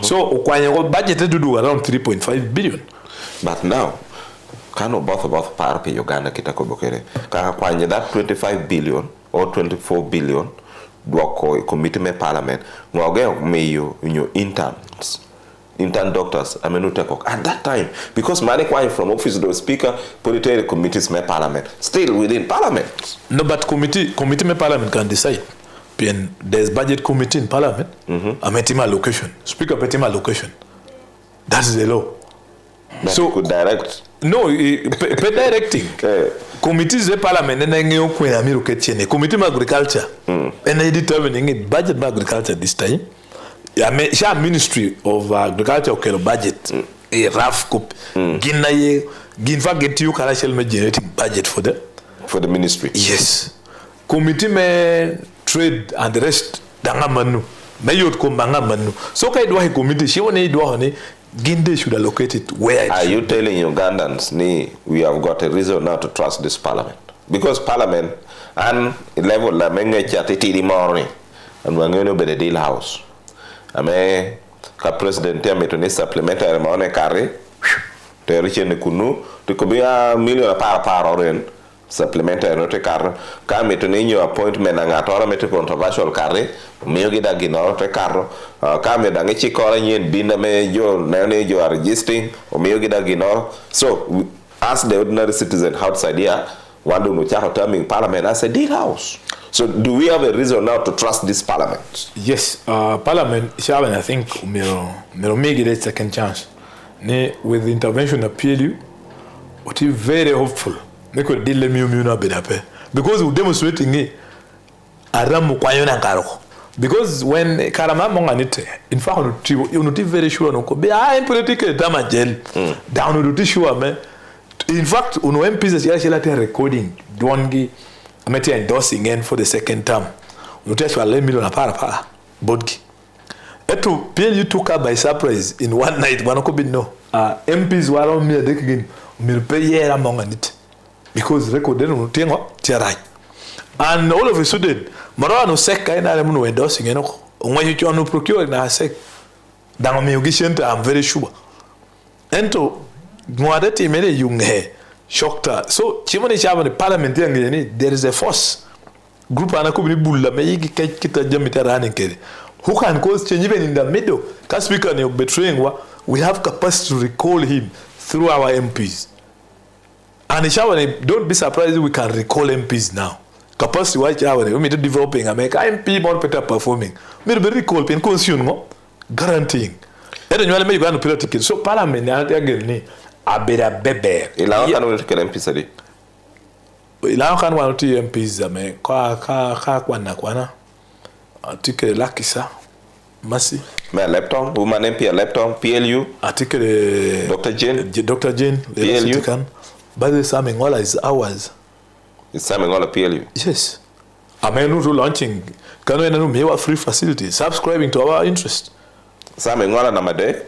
Utikede. By the way, Chant Divine. Chant Divine? It's ours. And when? Utikede many others are made silent. A woman Linda is ours.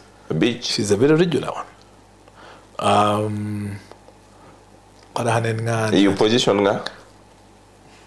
Manu put back up. Manu do you but there are many who admire. As Nupu be poor upon only half of their members were ours. Nope. So UPC TD? UPC want to get a silent majority. Yeah. The members when parliament are part of your UPC at you better PLU. Okay, but pedunge kwano nyingi eto a diameter on better PLU. Parameter speculating eto at least half of it subscribing to us. A BCL? Yes. Because one make a bit of values. Pay down to be disowning party. No. Tikane konyo unu corruption will be that here. Can we say including Menemo Bedo minister? Parameter wouldn't name calling now. Parameter wouldn't name. Barena Mobedo minister is a very objective one. Very objective. And we would like to work with her because she's very objective. She's very popular. PN popular ram, popular ko, konapura unye deal, and that's the values we want. One can say no, take me a better Uganda. We have no problem with you. What a chat will do with you. I break a rock up boom, I dance. Nenye silver baka, I win it double. Boom chiki, boom chakala, boom chiki, boom chakala. Win it double. Can I just double? Cash it double.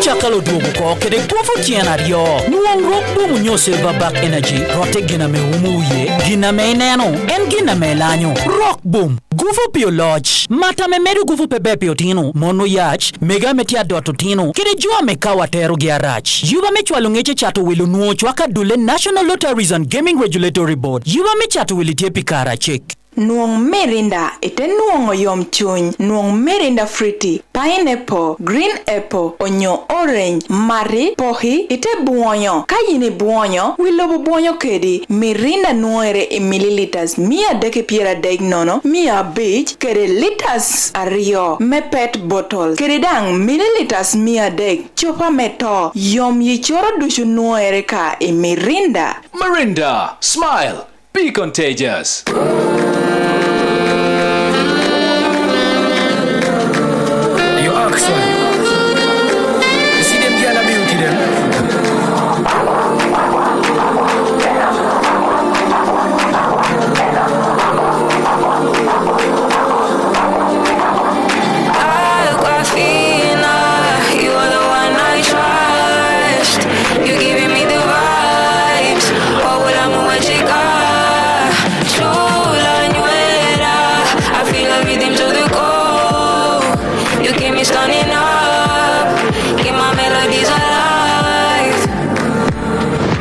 hydration, pure and refreshing. True to you, Aquafina enriched drinking water from the makers of Pepsi. Ikarani, unywale melo Uganda karomili na chele nushoko, utia kwa gini kiri kudi metuo jonyi komgi. Achojo apol pat pengyo yot komgi, manu utia keto kwa gi, kiri mea jo amegin maro, kana tag pat. Nge yoka iti kwa kiri kudi metuo jonyi kominyope, ubedu step namba chelme kwa kukuoni, kiri mega jo ameyini maro. Pimere pituo jonyo tie menono, dang tie me imong, kuni romo timo iwudi yena meti loboman. Pimere pituo jonyo guaho kwa, karachel, oromo ruenyunu tuo chilimo kwa ilobo Uganda. Seko noro kikenda me wanu tiu me luenyi komtuoni, konyo kaka noro. Ochak tisho kwa iye, ichawani. Kwena man, Jomo Keliu, ubedi Uganda AIDS Commission. Officer President. Ichunu, idonya be Uganda. Yite rieny. Udikuni do halon, do ninu ni tia bera karo, kire kubra dung mechel. Kirka MTN bando melok yakina, chawa chel kire chawa rio. No diku wehe nung dakika dig menono, melok i MTN wuri MTN ametiupi nina loro. Dika star achel no note, star ario achel, ash iten nung dakika menono, melok neno. Lo hagonya, rapal chuji, rate chato will. Lo kide muje, lo hagonya kide daka menono, ame yai bot MTN. Karachel, bot wera juku kubirewa. MTN. MTN, tiete dulbe Uganda Communications Commission, dok ena yengi utichere. Ulodinga like a daily bando, like a daily bando, like a daily bando. Kalakata, kalakata, enendungo ya kusabula. Mikono juu, free of fire, free of fire, free of fire. Omuliro nguwulira mulimu mutima gukankana like drums. Nesumulula way, there's a lighter, watch me set the fire. This feeling yongera, chibuya can't stop it. Kalakata, kalakata, enendungo ya kusabula. Mikono juu, free of fire, free of fire, free of fire. Well, amedong beralo, line machim amedong beralo I Uganda. MTN. MTN, tiu ita Uganda Communications Commission. Chak ni unia ber, kiri QFM breakfast. Man yire Twolo. Yao kete yire Twolo. Good morning. Okay, hapo imetek medu ucheni kwa na chegu me chato will. Now, you kept on referring to Afande. Keko ba Afande no tiko bon. Me PLU. General Muhozi. Kanorogaba. Yes. Serving officer. Cheko no. As a lawyer. So the serving officer. First and foremost, play politics. First and foremost, yeah. Don't mirror blaming CA. Take the money parliament. What are they doing there? To chat again coffee, to chat again pay parliament. MPs are montia power in parliament. They debate politics. But Chico on controversial issues. And again, taking side. Only on controversial issues. Actually, a paycheck. That is the agreement of the High Command. You remember when Colonel Bogere was in Parliament, probably voting, term limit, he refused, but absent. But the rest participated. Voting of all these bills, like when your age limit going on, they are there. Isn't that politics? So, with politics. Generally, there was a consensus. Because our first 24 years of independence, disrupting locho civilian. Before we go there, yes, I did Emmanuel. Kayeni kobo ni chick because cheke chan loketi you may participate in politics inside parliament. We can't say that because they make decisions in parliament. Yes, and more to be the ministers. But also the same chick, the same decision makers. Ubino Tueo, General Tumukunde, for going on radio talking politics. Not Tumukunde no probably talking politics. No better. No better wrong element. He was talking against his establishment. It's impossible. That's why Ngairan cannot be a judge on the affairs of the forest. No, do I no justice in that ruling? No, because it has interest. But what about ka bunga yini buri ba un bungu be NRM? Ite you bunga uni buri ne be kabura ba. Oh yes, to mano yiko potu destroying, potu burning. No, ena no tell you. One to pit bung be covering wa me watifu. But to mukunde no tell me to slashing bunga ero kokone paying. Now that is the difference. General Muhozi, besides being CDF, but the senior presidential advisor on special operation in the government standing order. That position rank him among the cabinet ministers. Senior presidential advisors like Obuagino, they are at the level of a cabinet minister. Of ministers, yes. That's an appointment. Actually, that one is bigger than CDF. That one is this appointment. Jochime yunge kwanye kwa chalo. At that time, Nubero command the land forces. They remove from Commander Land Forces. They do a senior president advisor on special operation. Now, on top of that, they don't have another assignment on the CDF. Now, it do two of those. Just like former CDFs, I'm retiring in Monba General Katoma Mala, but a minister of public service today. But the Beroka minister of Africa are in trade. And I know, okay, Honorable Betty Amoy. Yes. Can. And in several other platforms, a burial grounds, upper parts. Better moe cock. Ni ene lanyo queer. Maybe Roman MP, Melira City, eto moñ. Ame CDF taloni. Ene no mao queer. I think evidence, pero me a company claiming it is bad politics. Jamen all copy queer ya honyo pe obero court of law. Discussing it QFM, there is no judge here unless you marry them, no better judge. May litigating such cases. And to allegation ekuku ikati work the court na ino interfering. Basically, several times with the court.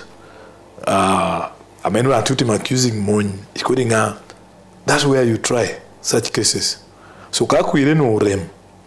No record because we have seen also other UPC amolo kwiri now actually maintaining the 12 MPs.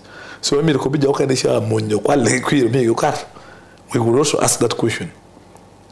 Okay, why is it PLUT interfering with the political parties? So can I pay comme NRM? Unico ni unity itingi NRM ameti gamente wegbede a party abeda tichwalo jo tu NRM.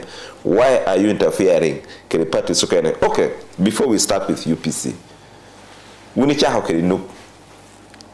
Kayini poyo okay, what time check? It's 10 a.m. Chawa when more digo. The time check on 94.3 QFM is brought to you by KCB Bank Uganda, Pijo Piberere. Okay, apo medu ucheni kwena che uchego mechatu. No. Kayine nene yinu. Tijo Paul, members me parliament na Paul. Ameno bedo no. Ame wuni dealing ketgi worry warda. Cho wuni ko wuni premier dealing enjoy worry war. But there is evidence he won't wait dealing ketgi worry war. Mogoda to be here no political party. If you could remember Matthias Mpoga. I may know Yai Masaka. I may know be the leader of opposition in parliament. No Yere parliament no. But there is talk in town within the corridors of power. The PLU ke the NRM te bi chako tichere meti you teacher PLU ke teacher NRM no. Mano pe ko bateni. I think Mpoga jore on pick up lim. That 500 million. Commissioners, my parliament. Me handshake. Yeah. Actually, the PLU did have commissioners who do it because Joshua handshake for what? But remember, the parliament,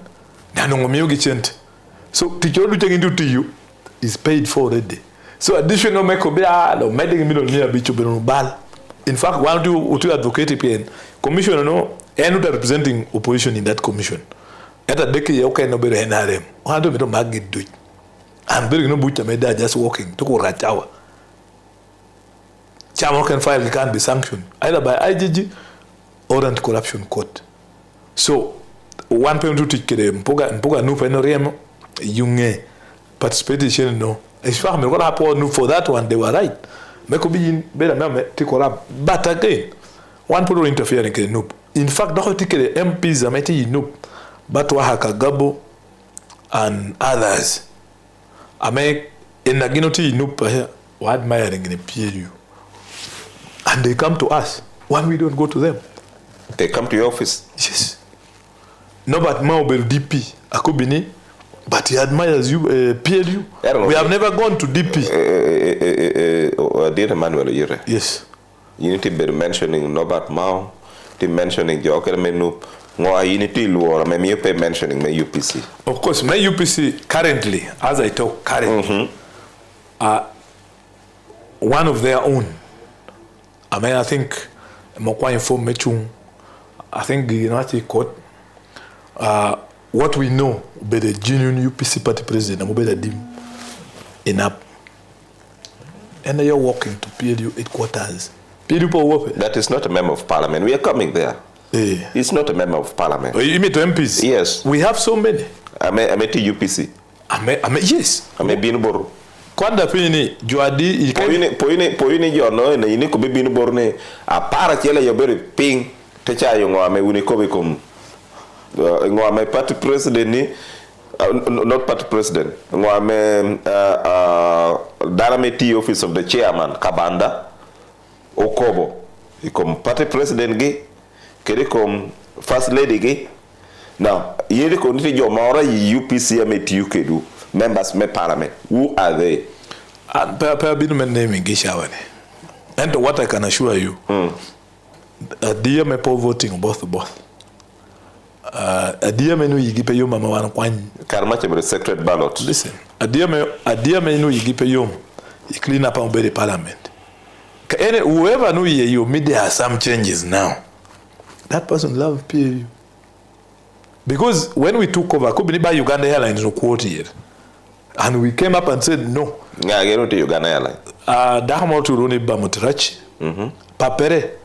No, be MP make Cabaroli, I think. You be chili Pierre Wario. No, but you UPM. But you are so out of that sympathy, take the qualifying. Told me you teach Uganda Airlines as the CEO. Your mom PLU put you Uganda Airlines.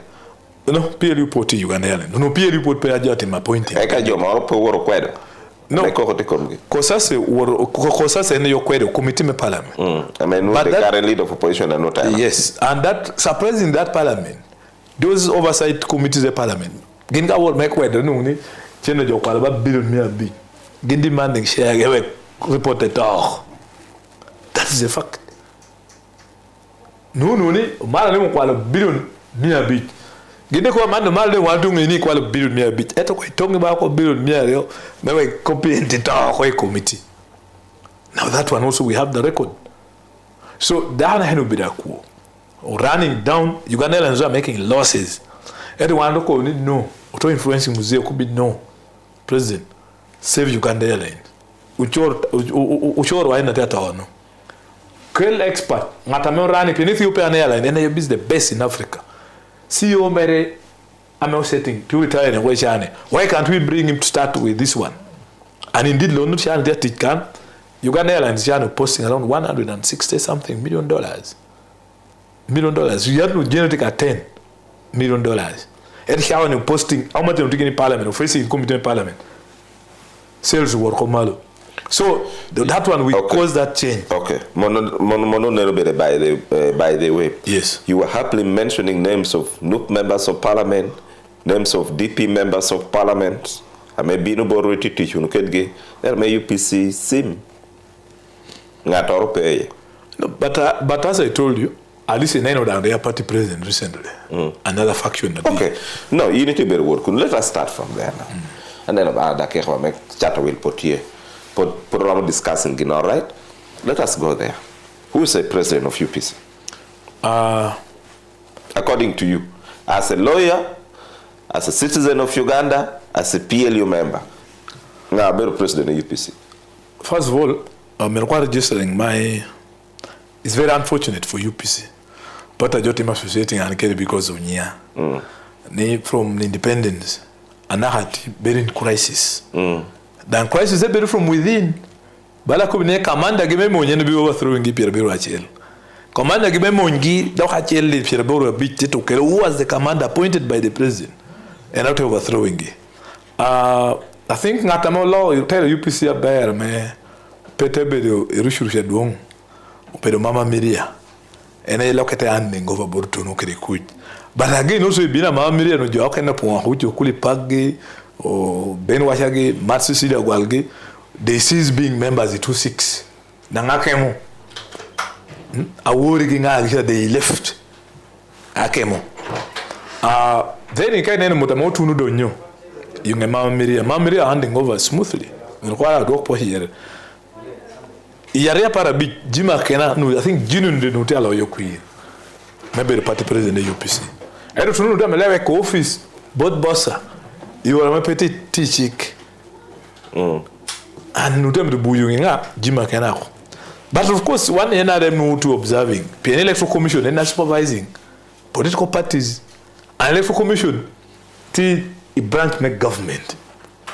Till we the part of executive. So we knew Akena was the right person. Government took side. Karakena word. You take on Yakena. He entered in office. In fact, any comment word but NRM, the sitting government then. Without removing to know with security. Actually, up to date that security. Putting a guard in Uganda House and that office. Even now, I worry here. Money 2015. When confusion is there evidence here can over NRM? Yes, there's evidence. And they have never disputed. They are one now be working. I didn't Martin, I think I don't tell you in no be part of the youth brigade.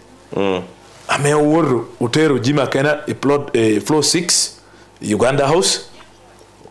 Ote Gamro Banyo to no Oto you happen to Tamil to. So Adimgin was part of that, and they have been very open. Actually, at that time, immediately. So, UPC are you confirming to camera? Yes. Those two cameras. UPC invited NRM in their politics. Yes, Yareapara Beach officially.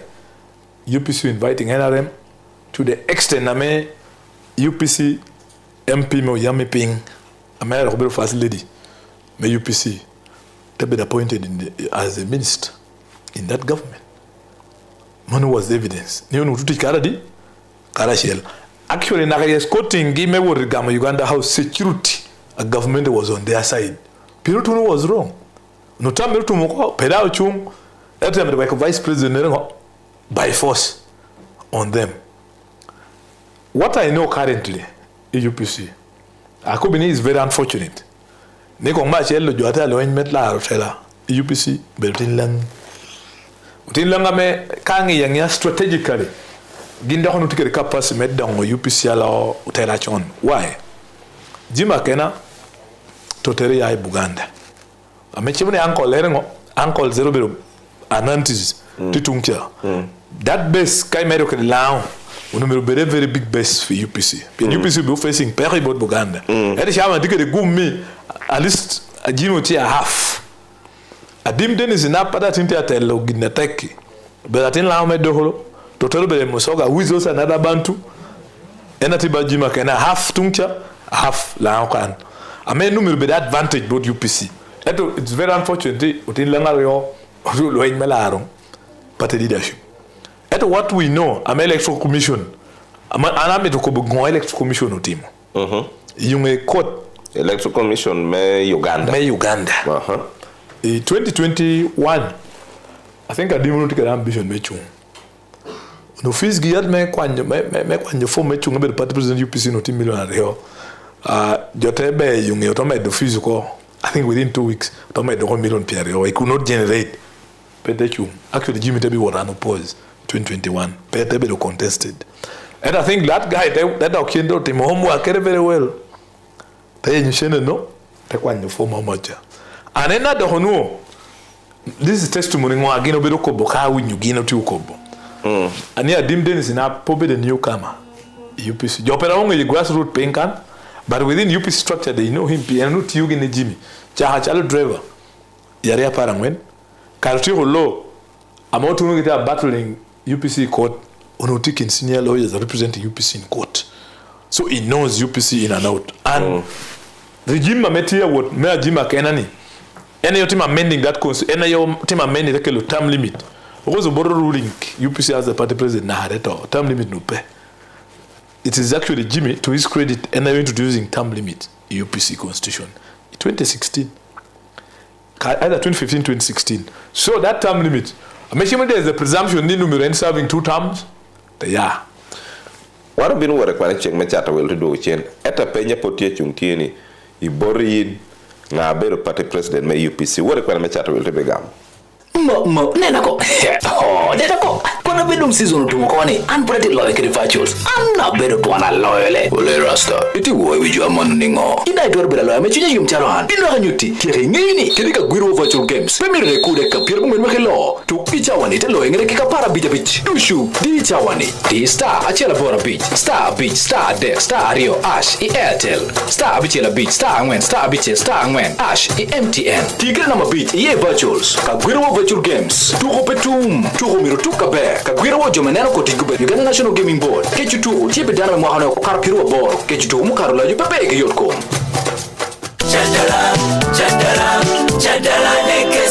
Chadala kiri KCB udwogo dita karo dog bear karo yaba county nyen me KCB punyo kitchende ya county me KCB bank dwogo chatij itebera tera menu motivation pala airtime data bundles kiri tinya county ya bochur bidwera ngwen kolo di star ya ngwen hash punyo downloading KCB mobile app punyo worjan KCB ya chokritin no kiri KCB tin chikiri jama meta tie KCB bank ko radio tiyo ber Bank of Uganda kiri deposit protection fund ene yenani chinda customer to go haber na hiwel chende around million a park. Mom, anta wia bera twala man. Adina, pingo. Piendel koma kede ye wia peshil. Kuna miti bedama idi. Man winyina rajba. Eto kotem samona habo jelly. Samona abo jelly kede chabunere nim. Obiruma wiro tiu kede me poto kede yiko del kombeda miu. Mede chabunere ber wakakai luakare kede konye koperu nya chora kom. Samona skin care jelly kede chabunere dang. Mio da del kome beda poto pire doka mimila neno min. Chabunere da kai luakare kede tomi yi winya beto twal. Wilda Samona baby care kede baby jela gindu Ethiopia jo adon kede tinatino. Wek del komeda beda po to mi nena bere kare do ti kede products apolla keno kate bot Samona. Piero tina hokene body cream, body milk, lanolin, cocoa butter, lemon na gindu konye kopeji ko del kombeda pota mi totwal. Achoka ikopeji erwin mom. Samona tikere agala bini kala zario twal man blue kede yellow. Habera teka do konye kope mi yu yewi mom beda pota yom. Api jiniti launkan kede kago kene noem. Products pa Samona, achalo Samona Herbal Jelly, Samona Herbal Soap, Skincare Jelly, kede Skincare Soap, Noire, igen Enma Enterprises, in Notebe Road, Webe Enterprises, Polo City Enterprises, Oriem Ejang Enterprises, Ametie Duju Ikidkum Stage, kede Mama Supermarket, Ilira City, Gochim in number, not Abira Birario, Abich Abichel, Abich Adek, Abungen not, Ichwalo WhatsApp, in not Abich Abichel, Adek, Aboro Abungen, not Abich. Mauritius is calling.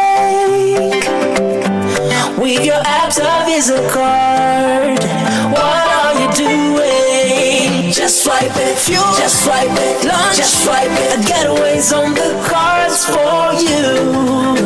Yeah, just swipe it. Mauritius is calling, and you could be going. Spend 100,000 Uganda shillings or more in a single transaction using your Absa Visa debit or credit card and enter the draw to win a trip for 2 to Mauritius. Each debit card transaction earns you a single entry, while each credit card transaction earns you a double entry. And the more you swipe, the higher your chances of winning. Absa, your story matters. Absa Bank Uganda Limited, company registration number 4227, is regulated by the Bank of Uganda, and customer deposits are protected by the Deposit Protection Fund up to 10 million Uganda shillings. Terms and conditions apply. The promotion runs from 30th April to 30th July 2026 and has been approved by the National Lotteries and Gaming Regulatory Board.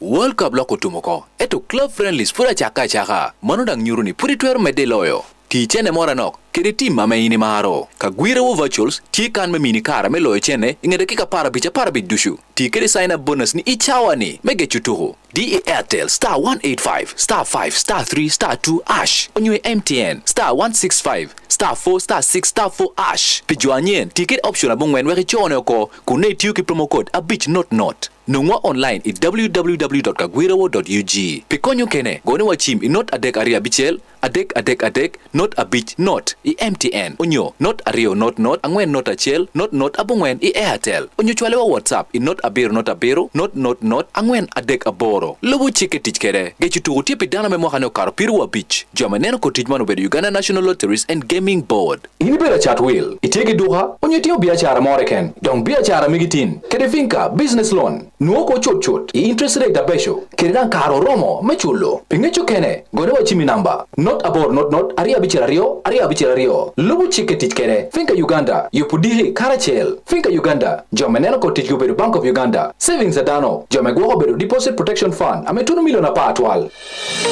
It is wonderful, always looking forward to a tasty and delicious meal prepared with Fortune Butter cooking oil. The finger-licking and healthy meals that make you salivate. Fortune Butter is refined and fortified with vitamin A. It comes in 25, 50, 100, 200, 500 and 1000 milliliters. Take your meals to a different level. Get Uganda's #1 cooking oil at any shop or supermarket near you. Fortune Butter is a product of Bidco Uganda Limited. Tikanordushu. The best music. QFM Tikanordushu. Nene Chinawa. Going where no internet radio station has gone before. Nung mitateho. Yaya burena migi. Tununahi speaker. QFM Tikanoroken. Apoe matek medwogo chen iko na chego me chato will. And of course, podatia dogbot adit Emmanuel Oyite. Yine raume yo commenti wotibino rauke to raume ya penye bino a platform wa man YouTube nyo QFM obedo kere kare mekwano raume da peny raume da comment obida ya line wide ki hamoro kanono wa hini ibed kare chel kere kare me penyo. Of course, achale kire meka duchi wuningiyo ni yan bora amero penya me warti ye pa mera yet eta na ye disagreement ye ni wana opo kare tam daro ye ni yini penya kuma penya tek ero ada no pe yera ada no pe yero wera na ada no wana pa yeri wela da po yeri so that we can disagree in order to agree pen anenan poda penyo bortieni according to you. Who do you think is the party president? May UPC? Agame, that explaining. See, recently, Karameko Gyotany, a bit of a conversation with Maxwell Akora, who is a very senior man in UPC. At happened in Ibad Maxwell. Untamutineo. In your constitution, who any tell when you come, and Dimas, a senior lawyer, were exploiting that. Dan aina kwa nomination ngene be an oppose the kijimi bote amending the constitution. Teko bane ya 100 line ngola moro me ko I think ngola moro be petition. Ame otunu ngene be te group tunu de record ko bia tama kana mena macheljo no kana was an illegal party president. So teko bane ngene lying on that ngola. Me ko be o siemle jim pour servir kango one time. Basing on that ngola in actual sense, on the office from 2016 to 2021, but you guys, you joke a lot. You've been in power, like President Museveni. I'm not telling you there's term limit in his constitution. He amended before. I'm telling you age limit not here. He amended before What was heard from you? I think some of you were in parliament. Some of you were in parliament. You even opposed the removal of term limits and age limits. I mean, not in the constitution, but it was later removed. What was wrong with you guys also amending your constitution when you were in power as the party? That confusion. And Dimas exploited that. Unfortunately, his winning is the rightful UPC party president. Of course, he'll okay because one sympathy watch along. Tikum family borre, machelo borre generally. Was better than team we were malo as president. And no believing in Gumura on Pudia, Iot Kuno. I mean, that's why can I allow enjoying wamaluni historical legitimacy. Eta mate is very unfortunate ni ichawani adima do belo la hao. Bara njima kena. Only that ngwate apoko the difference generation change. Adim ubero my age mate, by the way. And I think group Asha, there is now a discussion in UPC. There's a group. Ameda could be when Jimmy was leading them. We were negotiating the NRM. At the catering for Pen UPC, by the way. They also expected deployment in government. Peka minister, Chelak and Abel they also expected. So now they are criticizing, but you need to be negotiating. At a paper one do shoot party. Now there is that group in Ghana more Secretary General Ladim Amolone near TUK Chawane. That man will be the chief of staff, UPC. Omino, Fred Olone Omino Tom. All these were youth. Joameno take the gym Akena. Imagine Wagama Uganda was in 2016. So there is dissatisfaction among the youth wing within. Meaning that Mwadat made NRM now with the rise of PLUPN. One out of you at contesting Donyowa, which are kind of senior NRM members. They are not happy with our rise. That revolution seems to be taking place in UPC. Unfortunately, there's the younger boys across the country who feel cheated now. They feel like you should give them time. And unfortunately, Jimmy Peotim amending that constitution. And Adim is rising on that. That's why Electoral Commission is not you, Jimmy, Peter nominating for presidency. Because they're lying on the court order. And Guinea Petty are going well with Lango. But the unfortunate reality, Adim has a chance of winning. Even I don't quote him out of them. Titida Chela Mero disposing soon. In fact, that ruling, I think, it has been overtaken by time. And Jimmy no team appeal. And for team appealing, while I shall make one term limit. Ogoyo, he did not appeal. Oyenkering wala no. And to be what make comparing Electoral Commission men nominating and Electoral Commission probably team. She made that appeal to overtaken by time. And most likely, Adima will be the rightful president. But that is the reality. And it's very unfortunate that I'm on a very UPC. Because the combinated to UPC has seen days. Wait, you're telling one name, Jima Kanaka, the witcher, for worrying Mukio, make where Nita Mertum. Yes, Poquare, Monopeti appealed. Potim appealing. At least he accepted that. Mwala, I'm a penalty will be what record. You again are nominated. I do be what record take up. Now, what game work UPC take up? In fact, one thing for Donya, like it happened in 2016, I'm a Jimmy and you're walking to NRM to protect him. Dampay to get NRM. To the extent I trusting NRM, even with his wife, to be a minister. Konien, they don't want me trusting Chege no gain. And na yoko we press conference recently. Ni a trusting NRM na hakiri dahamere, metima appointing dahamere as a minister. Actually, no numero chime. Yes, anything make a consultation. Yes, actually, ena ino koshime. Ye main working kuna there was an agreement. Ena yo doshi megre. Maybe I think no be the third deputy prime minister. Ena ino koshime. Ena yo tengo. Même usine ti NPT to Koyae, they nominating Dahomere. I mean, I know be a competent politician, and which is not bad. 2016, and you're working. Now, PLU, they are facing that same dilemma. Ni Shawani adimina, and you're working to Nakasero. Plot 2, office what plot 2, officer chairman. And you're working. They come me to teach care because. And now, age bracket and PLU, you tell me to that change.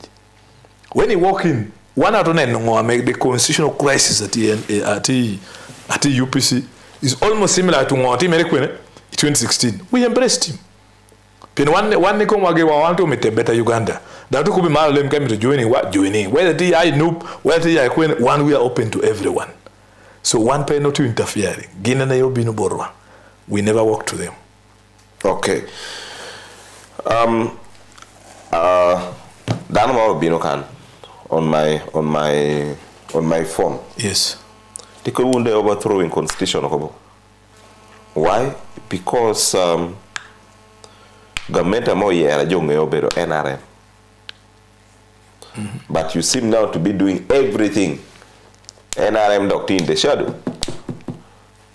Remember, and then we're paying you constitutionally, where are you getting your backup from? In the constitution. But this person, Kokometi, one on your me Uganda, why you to me ching NRM. Beto, look NRM doctor in charge. PLU doctor in charge. Yes, a silent revolution was taking place between 26. PLU quietly mobilized themselves. As disorganized as they were, they mobilized themselves, they went inside the NRM, they were winning against 75% of slot at the NRM. So Chani one we are NRM, but only that we are NRM, we know our history. Neya better NRM and brutal better PLU. Ideology na better PLU. So NRM get not teach, but the reforms is from within, and that is the reality. Okay. Now, one more report. The report to me, Chama Kubelau Kari Launtia, Yitia Da, Jotia Yite, Yirmar, WhatsApp groups, platforms, social media. Error. And one more report. Me chimney won't PLU. Me to no Panya kind of office. Me to why you would call, Uru, take a law, to cover them down. Was that report right? Yamo Berogoba. Manu petit true. Enamida timere. Nindio para beach. Meduma beach. No one put in the picture. Group of dimming up. Kere bully moro. Alama bongwen. Storming the Uganda house. Duma beach. Ite commander tinla shela moloni ochaya. Ochaya is related to Maxwell Akora. They storm Uganda house. I think police are meeting Nasa Road and they been saving. We don't any lift. We walk out in the Milton Body Foundation. Me a big lift. Me down. John Uchi go to go do it. No do why you go do it. The office Uganda house quietly we are not there. Bully no charter loki. Gindu shuti ye. Chacun de par bit na chawane. Pour tout gagner ye. Jadugu il faut bail. Magodon. Jadugu il faut bail yare ni doa deck me de mabor. Awara le monga mo checkot. Ngina mo paying an obere ni obere lu agina. Antu lo nyelo me joata chamo pat gina do hotin ko. Bene jo amena pe on feeding family gi to when you gonna late to yogi abedi to rache eloko ha ko habarne tim ko nyi baba bo bene do nyo ada ko beno pe ha jone be the political question. Even I told Freddie Bill no tiki on Buganda road court kala she ko bi conflict we endo peti resolve no victim. Adim gene jima kena they talk. They send messages to each other.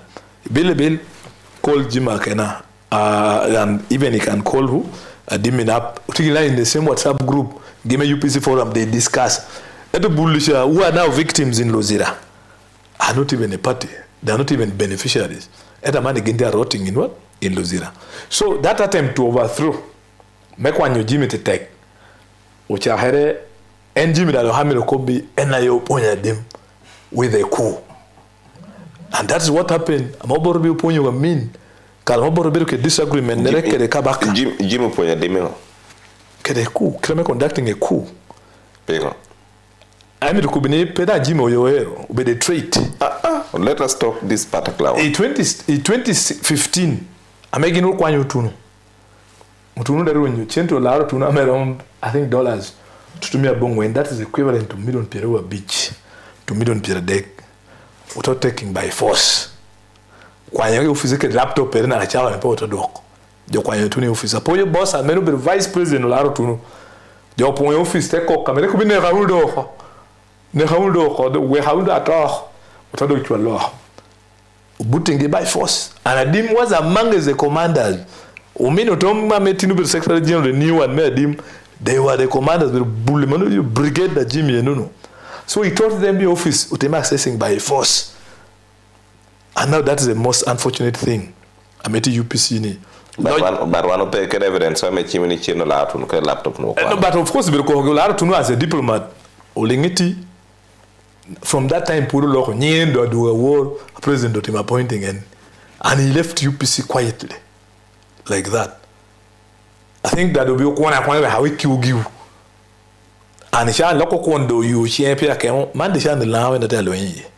And this is a group I mean who done you by force. The dimple be a new factor. He was there. Then give you only. In fact, there was allegation in your okay, let's go back. Yes. Ni is it true ni un take the plot, the plan, make one yakena or call your office, I make a kita menu again, okay, kita me unity alleging near or quite a lot. When I take a mirror, why I take a bit, you know how dim down your office. One of paper how going on baby. One cow two cone the rightful UPC party president will down your office. Kita chiki ko bukede. Because one will when you come impunity. Let me tell you, if press conference, ukoni teacher me PLU ati yaberkamene ni adim kida chingmeru ke donye office pengo apeko interfering. Now, ubino wore kwa mechato. Ero ka wore kwa mechato wel. Ochaka kana ko bene. Yes. Michael Mawanda. Yes. Ukoni mi a rightful person mi donye office. Exactly. Nga mi enforcing chick. Chike Uganda ko nga me enforcing. Police. Yes. So, I know Inspector General of Police. Actually, I didn't show about police, about IGP. No, I don't know commenting kakanga. Of course, one to take a reiterating. People the police force cannot implement, and it will not even be there. Karamena backing. Was it another Secretary General of Motor regime? It was police, but with the backing of NRM. But NRM members of the regime, it was police of Uganda. 2015 Madim Gidon, police was on their side. Okay, Monday Gamo. Kada wana work kwa mechato. Ngaudo yetu bichako. You may appeal you successfully. They had one opposition. Besije Butch, Lokwage Butch, Semujo Nganda da dwana nyango ngweshoko. Podo peti Uganda da reporter da ticket ni Semujo tia chatu jome mere. Tia chatu ode. Tia chatu urimere yo. Dan quietly utero family ko amera de China pot pe Uganda ti Abu Dhabi besije ti Butch Lokwa ti Butch mawda don pien koptek do ko ti gamente ngata rawon lo ichawane adan ti allo ubere jima kena ame jima kena te ko ni aduge me lo kere pi nyala me Uganda ti costingen. Is it true ni pien ni jima kena Tia bedo hard on PLU, Tia bedo hard on the chairman, me PLU amombedo CDF is the reason for me would backing at him. So that Jimmy can also be quiet. So that silently he can now come to you and talk to you and say, so that you can negotiate and silence him. Who are the Chak ni dunia ber, kede QFM breakfast. Man Yire Twolo. Yao kede Yire Twolo. Good morning. Joshua, have you heard? Old Saints University Lango is now admitting students for August intake. Really? What courses do they offer? Over 50 programs in education, business, ICT, journalism, agriculture, health, tourism, social work, theology, languages, and more. From masters, bachelors, diplomas to certificate and a higher education access certificate. What about facilities? ASOL has 3 campuses. The modern Canon Lawrence campus offers spacious lecture halls, a fully equipped ICT lab, a modern library, practical learning facilities, secure hostels for ladies and gentlemen, and a safe, fully fenced campus. Best of all, ASOL fees are the lowest of all the universities in northern Uganda. How do I apply? It's simple. Visit St. Augustine campus on Obote Avenue, or her campus overlooking New Akibwa Stadium, or Canon Lawrence campus in Boroboro. Our admission teams are also in the markets, churches, schools, and towns. No application fees, and admission takes less than 1 hour. I am enrolling today. For details, call 0774 120 170. All Saints University Lango. Education for self-reliance and development. Your future starts here. It might seem crazy what I'm about to say. Surrender today and show your smile, please. The world smiles back at you, so come on, smile, please. Merinda ni were pop yum twin. Nong Merinda fruity, pineapple, green apple, onyo orange. Mari, nong mete, funti pop yum twin. Tie, dak nong milliliters, mia dak piara der, mia beach, get chupa liter, ayo. Met get chupa la kori ma petieni, matie milliliters, mia der. Yum twin. Tie Merinda, mokakem. Merinda, smile, be contagious. Spread the smile. Rainbow Agro-Science Company Limited. Jo ame iho doko charo. Chemicals ame luenyo ikum do keda nyai iporo. Rainbow Agro-Science Company Limited. Gine iho koi chemicals achalo read out non-selective herbicide. Ame luenyo ate ikum do ame peri poro ame karo nino piera ngwen twal. Tamek selective herbicide. Ame luenyo kum do inyuagi kede niang. Dog luenyo kum kwe do duja pat. Rice Care 2-in-1. Ame luenyo kum do iporu chele. Clean Spray 2,4-D. Ame luenyo kum do iporu cereals. Porcelain insecticide. Malwenye kumkudi amechamo nywagi chemicals dujutie kedudok akadika korochwe peya products by Rainbow Agro-Science Company Limited dujutie agro input shop pore kenatie chokidi onyo bin e brownlee agro ametie ilera city pignature pole go chime number note ario note abungwen note abichel note Rainbow Agro-Science Company Limited, all about growing. Chak nino ni abe kede QFM breakfast man yire Twolo yao kede yire Twolo. Good morning. Take an ordushu. The best music. QFM, take an ordushu. Nene chinawa. Going where no internet radio station has gone before. No metateho. Yaya burena migi. Tunu na speaker. QFM, take an oraken. Right, apo ma tek me dogo chen ikwena me chato will. Ja wana wore kwena me chato will. Ana awe ha pen bori. Dan pango kapo will wi nyara onwi. Pe will ikone PLUT assessment injodu chahike to best je do kwago semujo mata karwada ngodwa ko ko nyojima kana no jota silencing and bo pien jo ame ye opposition jo ame tamane duon gido pe winyere jima kana do tialok I think one opposition do tia winyene be bo jima kana.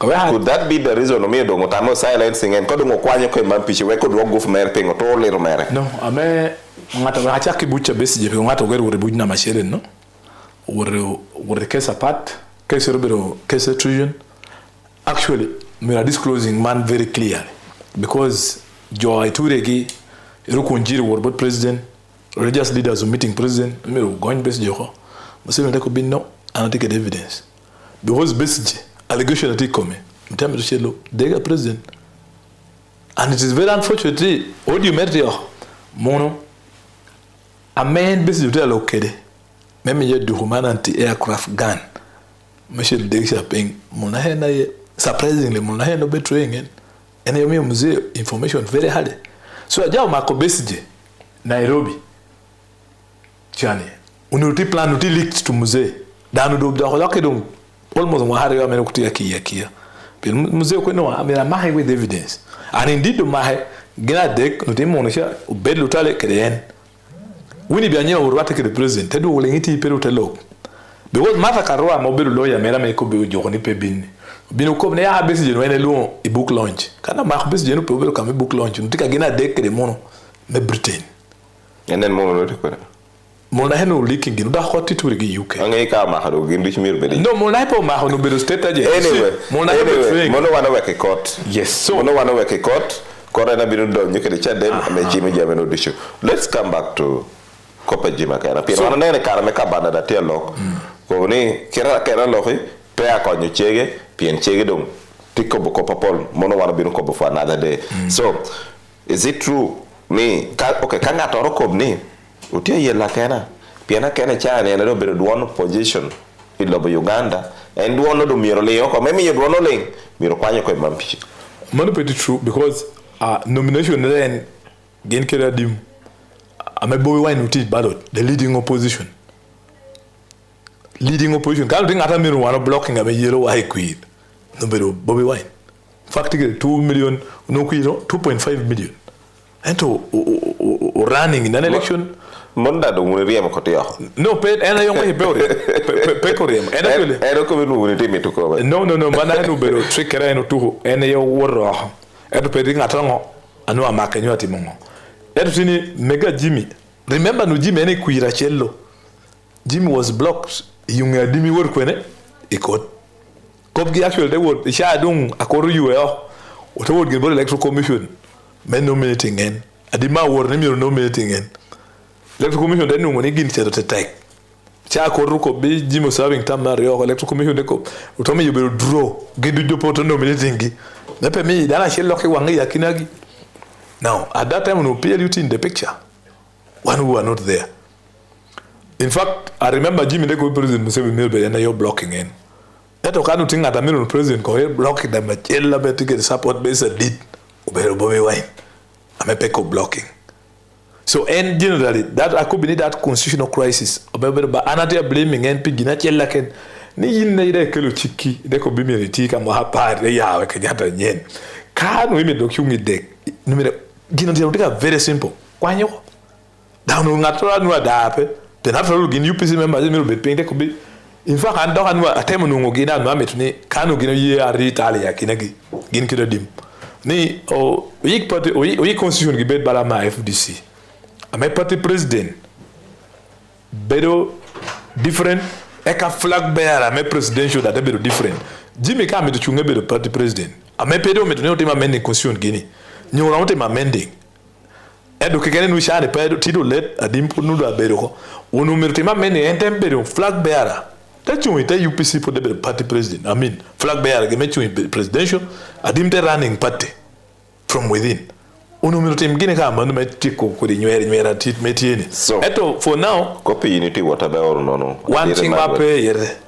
Eto mwaka wana tiuti mutini. Enda manu muchenta high port. Because koptini political parties kaidong ningo the government to interfering. And PLUT in government. Akobini stake what NRM 75%.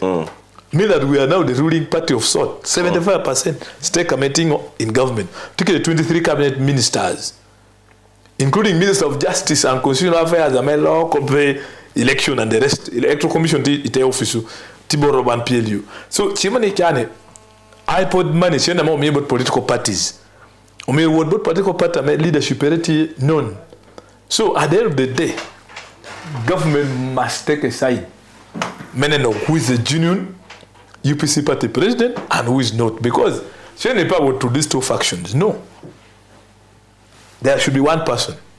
Can you complain not here? What Guinea court will guide. But for us, that's why PLU could be. Ever much coding on. Adim seems to be the right one. Kada time comes, of course, easier guiding.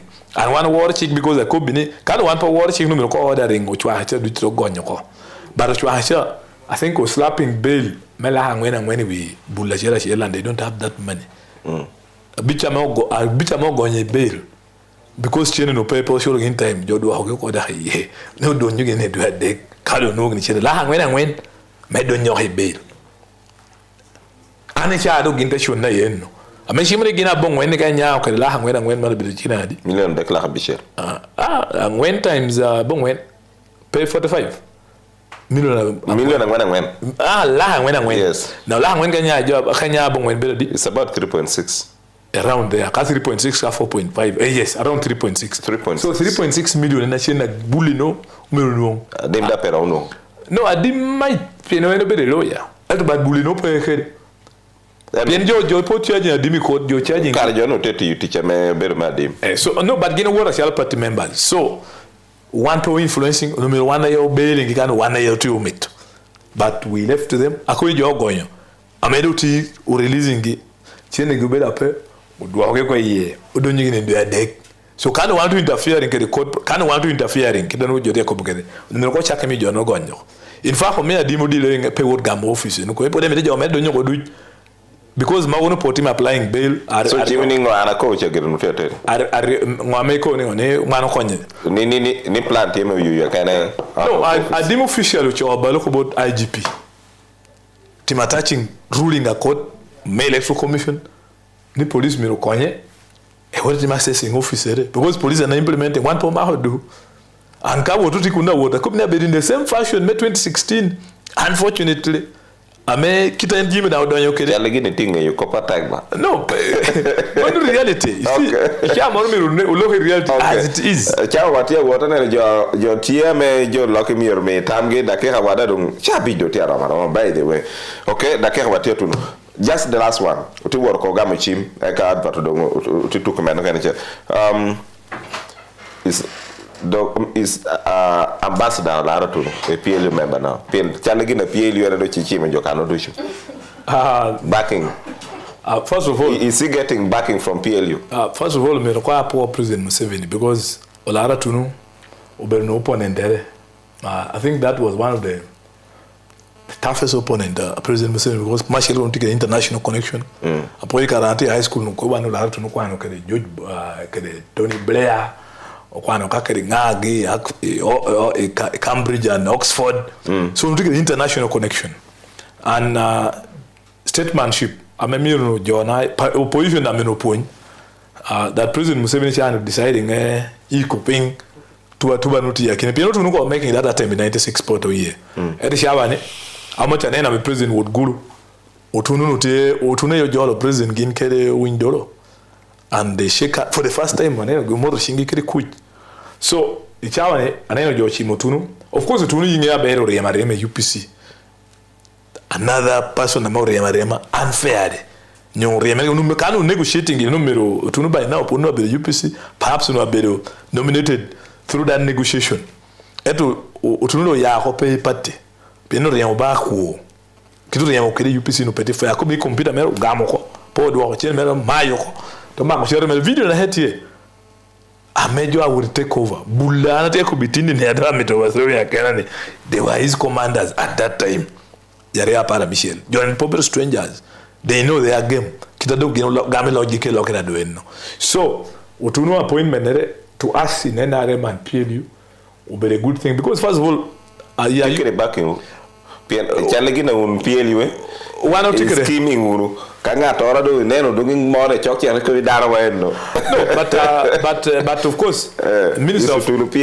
of Foreign Affairs Adonia Ayebare ame agene jo akungutini cabinet meeting getini bedo our PLU member and then yet in charge make campaigning for Tunu across these countries and of course Tunu can no problem member PLU Tunu the competent one moto watini ngata competent kali pejwa hawa no serving the country ero better member PLU yape Otunu po better member for him office put to na office wa eto one take the backing for him because values ere megi kemere member me UPC me po better members me parliament mo tuni office amo better member UPC ero po better members me parliament but how much ineno da ngata mo chung kole luninga ambassador Ruth Joy Ruth how much war I think Magro Tango team now war there's a delegation by UPC leaders there is allegation no unity local secretary general may UPC menene did bill but what's wrong with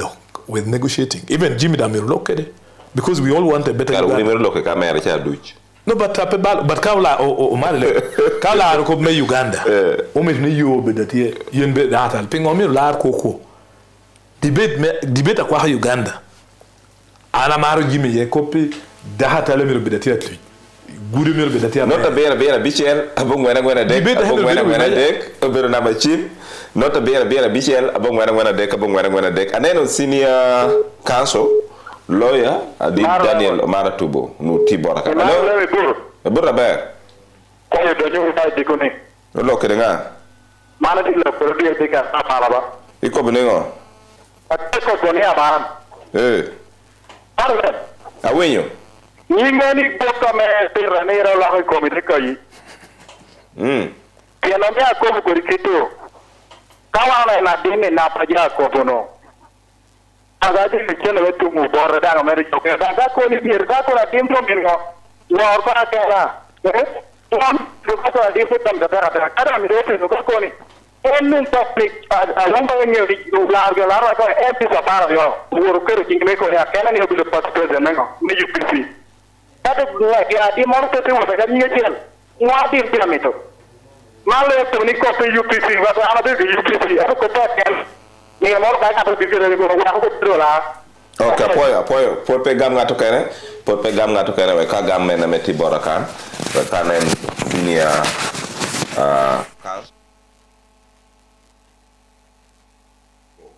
meti online borakan. Hello.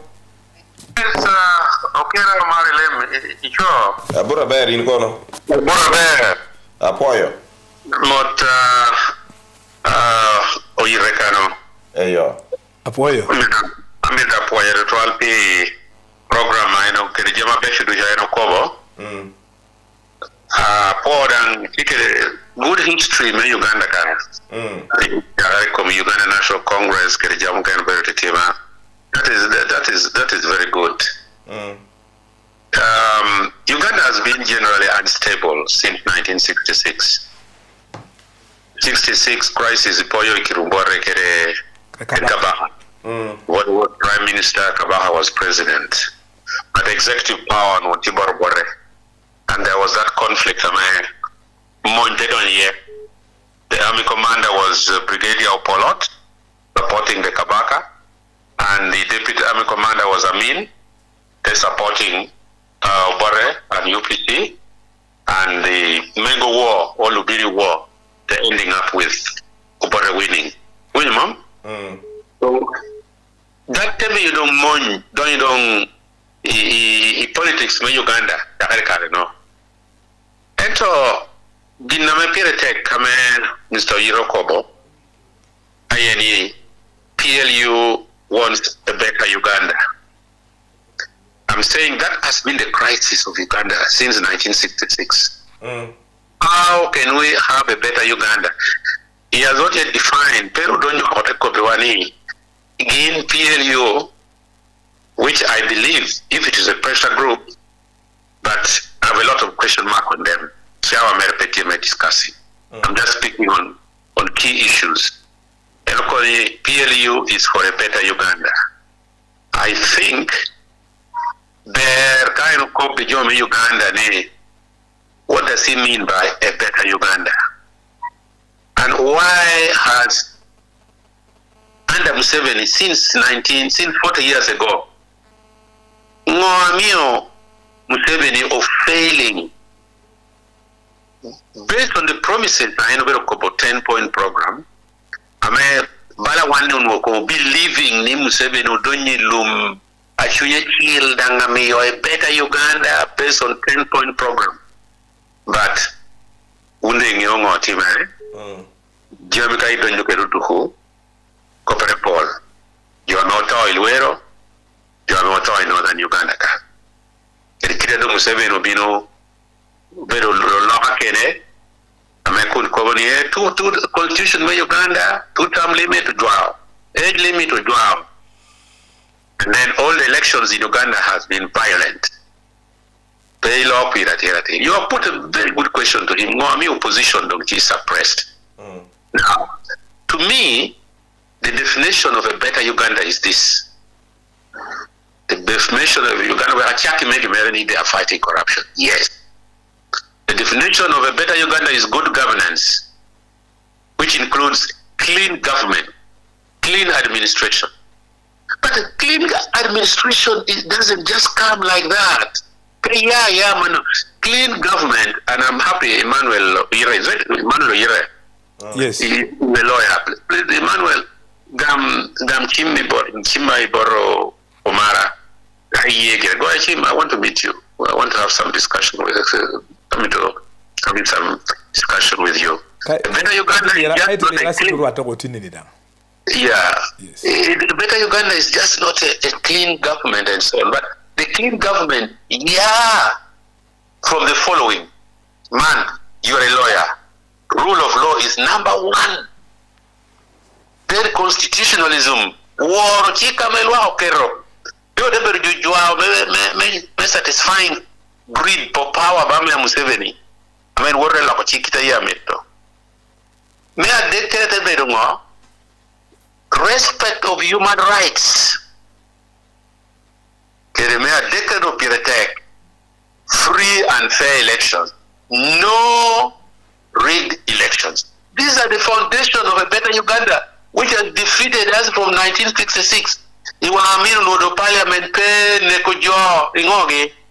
And finally, I want to say, Ginainde Koko, Command PLU under CDF Mozi.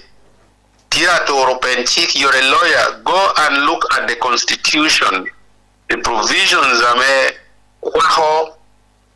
Chick Memon, the Uganda Armed Forces, the Uganda People's Defense Forces. Go and look at the law governing the army, the Act of Parliament, Oyite. The army is completely out of partisan politics. Parliament,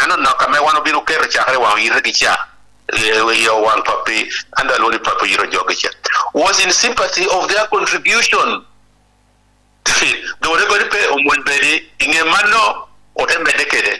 And those Umunyapari are not supposed to be partisan. They are not even part of PLU. They are not even part of NRM. They are there because of the history of Uganda. Umunyapari contributing to the role of the army in the governance. Museveni Luoni, they are supposed to be listening post. Onagiri civilian, professionally and technically, Doricom defense, Doricom security, to advise a civilian parliament. Okay. But they are not there to this. So Government is PLUT under a CDF is unconstitutional. The leading a Madam Museveni supporting. Is supposed to be the next president. That is why he's destroying all possible opposition. That is very, very bad for this country. Because no peace is going to be there unless there is multi-party democracy, I'm telling you. Unless there is respect for human rights and freedom.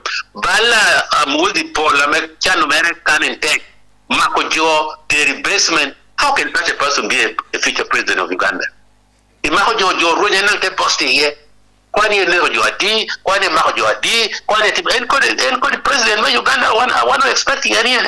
Oh dear. Oh, I want to meet you. Okay. Apoy matek. Ana bino mi yenoni. Okay. Right. Apoy matek. When you ready, we cut out chin. Waragam jo ario adek. I met you dong tungcha. Eka oteme degamo. Oteda do tio ken program ko. Okay. Hello? Okay. Record onen kadope we hoduk da ko ye kan. We hoduk because you're lucky you do ye mo ni pien na gamu chimi o. Hello? Hello? Yes. What are you getting? Atia ber lo kiringa. Mam to for my welva. Yes. Yana mi tama kitu yen bro mi nan weni. Wow me yen ber ko ala pe ma hen go. Yen you have to go, put the wood in a bed, and could be good and then more. Like you physical, the partner you physical and the don't. I'll for you.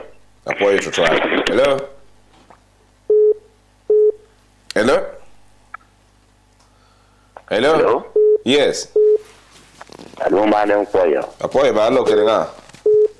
Look at the Lugok Sam or Okelo from Bomolapania. Yes, Sam.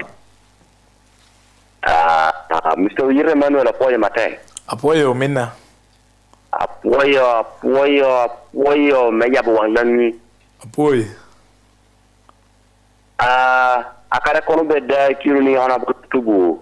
Dia ukatu kede ambition na teha. Yes. Karena ko ini pinu milu. Akalo entia making appointment or atekara chekedi you go and meet Muse. Normalizing akara ambition no. Yes. Langi kopa me Mr. Emmanuel chakatu ya chara lo PPLU kopo eno waniru ni to mornu tuna kirimuze president Museveni level na manu kungindon corruption me you service delivery tunu kodredero. Okay. Umare lem karate kede kede Mr. Yite mirupu mateki pressa group me PLU kato karate keno ubinu me konyokor obino me konyo koro tader me Uganda yen yo morum tipo muse president Museveni level na malu dan president Museveni no tie me da managing yo mora me corrupt Uganda no urba lo tie you obino me sebi wa me konyo koro president Museveni to what you amuru ke chamu chinde level na malu man mi ruwanu mi man and kenen action na megino kwanyo to remove Yite.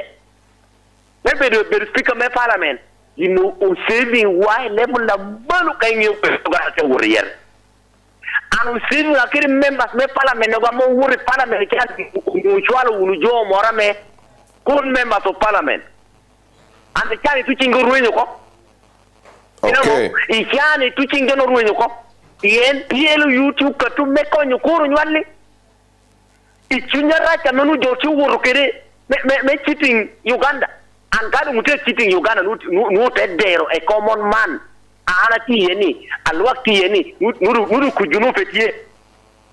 So man will watch the lelo muzi, meko nyokorwa, melo hekum, ukaranga, uchimata, like Germany delivering binubora there. Okay, apoy mateka, apoy, we hanen ngato kene, ami daki harama, dunka jario. Hello? Hello? Yes. Marlem. Awinyo. Apoy idoni ba. Apoy total. Mahanya Blackstone dia go ichi magari. Nyinga? Nyalo ni Blackstone dia go ichi magari. Yes. Marlem kar kel keri wing radio. Ata mnini rawana ni appreciation to dit to albot PLU man patoti video Uganda. Because joka nene ni PLU date mugina ragi. Hey, yini yako. We agam chimegiki. Yini poka PLU. I'm surprised ni Mr. Yire ke PLU te no ko juana te ke issues ke. Hello. Hello. Yes. Anamo. Awenyo. Pambe Richard ko ma loy. Yes, Richard, aloy ti ni ngo. Wa pe ngata meti no kitie. Wara nyim. Yena da mo ta me yo member me parliament yen. Tujo ko ni ngo mo no pobero ko. Million mia de actually MPs tia ko million para big mia ni mia no megi me wele to million mia de ka para big o megi ka million mia de ka ken a para big ti kwene. Yin ko ma apenya pore nen ko gamaran. Ni mono pobero ko. Mono pero ko di ta memiro o riem and mono pero budget ta ka chona me monga nita no weho. Eto one give a chalo PDU. Generally, pero me ya meme parliament million mia de. Million mia de ko health center. Pero an hospital no le alenta hana do tieni mi million mia de ke welo to ha. Ekete welo. To ha me million na Pierre Bichel. Te welo to ha me million na para bo. Morjo mi te welo primo me million na para bo. Eke diki dok. Te to ko accident. Dok to do be election me dok electoral commission dok te pay dok billion na di. You know welo to ha me million mia de kun yo dan pay me connect ni ya duli. No with you. Ibe o to ha me kwene. Jel numero wote tipa ye pen yo e gidu pe beye. No, kobdo ka comment torti me wi ka me do ye ke ko pe magiki. Yes, ana mete apo senior elder ampura lumene honorable. Daniel Maratu because at least eronuti unuti national peda isie o cha moshi conference. Moshi conference. Yes, that nurone no national consultative something like that in moshi conference. So enuti members of parliament amenuti moshiko anuti determining lulegi nga amirbe minister and actually it is in their time amo yiro jogitero bedo in that part of that parliament actually aneno time okelo tito kelo ngagi so literally mo peti new in politics and then morako be ngato ne ngato kelo mo in politics obede UPC because disagreement amenuti between obore kere kabaka mutesa no bedo politics that mean neto tiko that Buganda you get a one pin and then that time no Mointe be invited in from politics. That time Mointe be lo kwada no wigi na ikalo be determinant pe ota there be redo ni no be lo no mate I mean take work that be kill the whole cake pe no gamo ka peace te gamo do the whole cake pe be wachel pe do hori tito kelo na ngapo wuri kul ata be ni anga oboro do ko Tanzania gine no lo me gamo lo do ni anga kara gini kara kumbelo mewa joni kara do no lo power pe that's why President Museveni got to university bicho research nuni Mao Zedong no ko ni power in the barrel of the gun, not the people, because you have to do Paul Kare. Mao get lo chat there no. Ugamo ko iborre. That's why they could be job encouraging intellectuals and not don't really moon. Maybe we're democratizing do honasha. The better may when you put there. Otherwise, Omia be taking advantage. Pentito Kela Kobini, he took advantage of it. So you are more money politics where each one. Shanika wanted to tell me, they will be here, they will not leave. In fact, Shakame look at Bini in 1894. Can I not do a memunuti you can Gamo Buganda, do not do Kerebu State House in Tebe. Look at Lake Victoria. I think will be a reminder. Negina you'll be Ubedo, better yell up. No buy we Kabaka. And Uganda, they're signing agreement with your yacht. Land going on me British around 9,000 square miles at crown land. And that one you cannot take it for granted. So for me, as senior elder Ukobo, I'm reaching out to him. And those concerned etiquette is very good. I want me to win from the senior elders like him, who has seen it all. Our officer, and now inviting officer PLU. So that we have this cordial discussion. One who listening to critiques. And be the senior man than put driving this country going forward. So ana pepe how ingo kobo kono ka ni ngwaino raising appear the hobero kope constitutionalism. Ni me jopo ni war chick. And the confusion to UPC joke and pay ni kobi. Bero ko mechi kape kutia war. That is the confusion.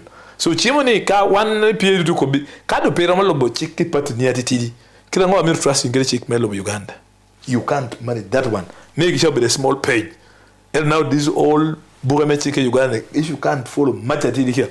Number you Uganda trusting him? No. Okay, maybe Tia Penya Memira and Penny Kede. Yes. A penny is meant for Kabanda. No, you penny. I don't know when I'll get Kabanda. Yes. But we are already into WhatsApp talking. Yes. We are now engaging ourselves to WhatsApp.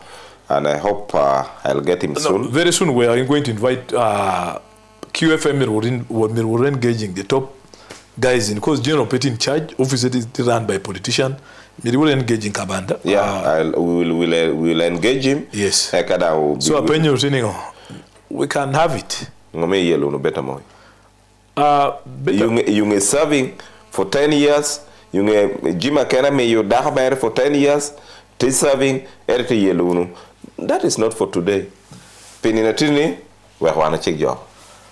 Yes, apoyo that is for Kabanda, not yours. Apoyo jame winyo one national PLU. One do like okani. I inviting young people. Japarpi Uganda beshuni. Bini joining wa wonwe cleaning. One shall take the engineers. Eastern Uganda engineers are among when. Mosha million big plus mayo taking wing weight. And now kana be terrible because corruption is too much. And you want to call constitutionalism. IGG, Jamil, when you are investigating corruption, MPs themselves, they are corrupt. IGG is corrupt. CAD, they are corrupt. So, Uganda, status anti-corruption. They don't have capacity to reach there. So, vigilantes, because you are like, I said I was got corruption, you know, you near kukudur man be the show the work. You dear girl that alla medina dear girl monia yo. You know plant here balan with a box seed, the number get a multi-purpose hole. Here no omoyo contracts do I think in all the districts I may we ticket we negotiate 10% dock about to we be at district. Count your girl school, a city school, a billion a bit, you know a quite of 10%. Okay. For the corruption, because of time to deal with it. Anatia Kinaja Metacoli, Balam, TLWay, Chamachana Meti 7.5%. Pienchena may be in local government.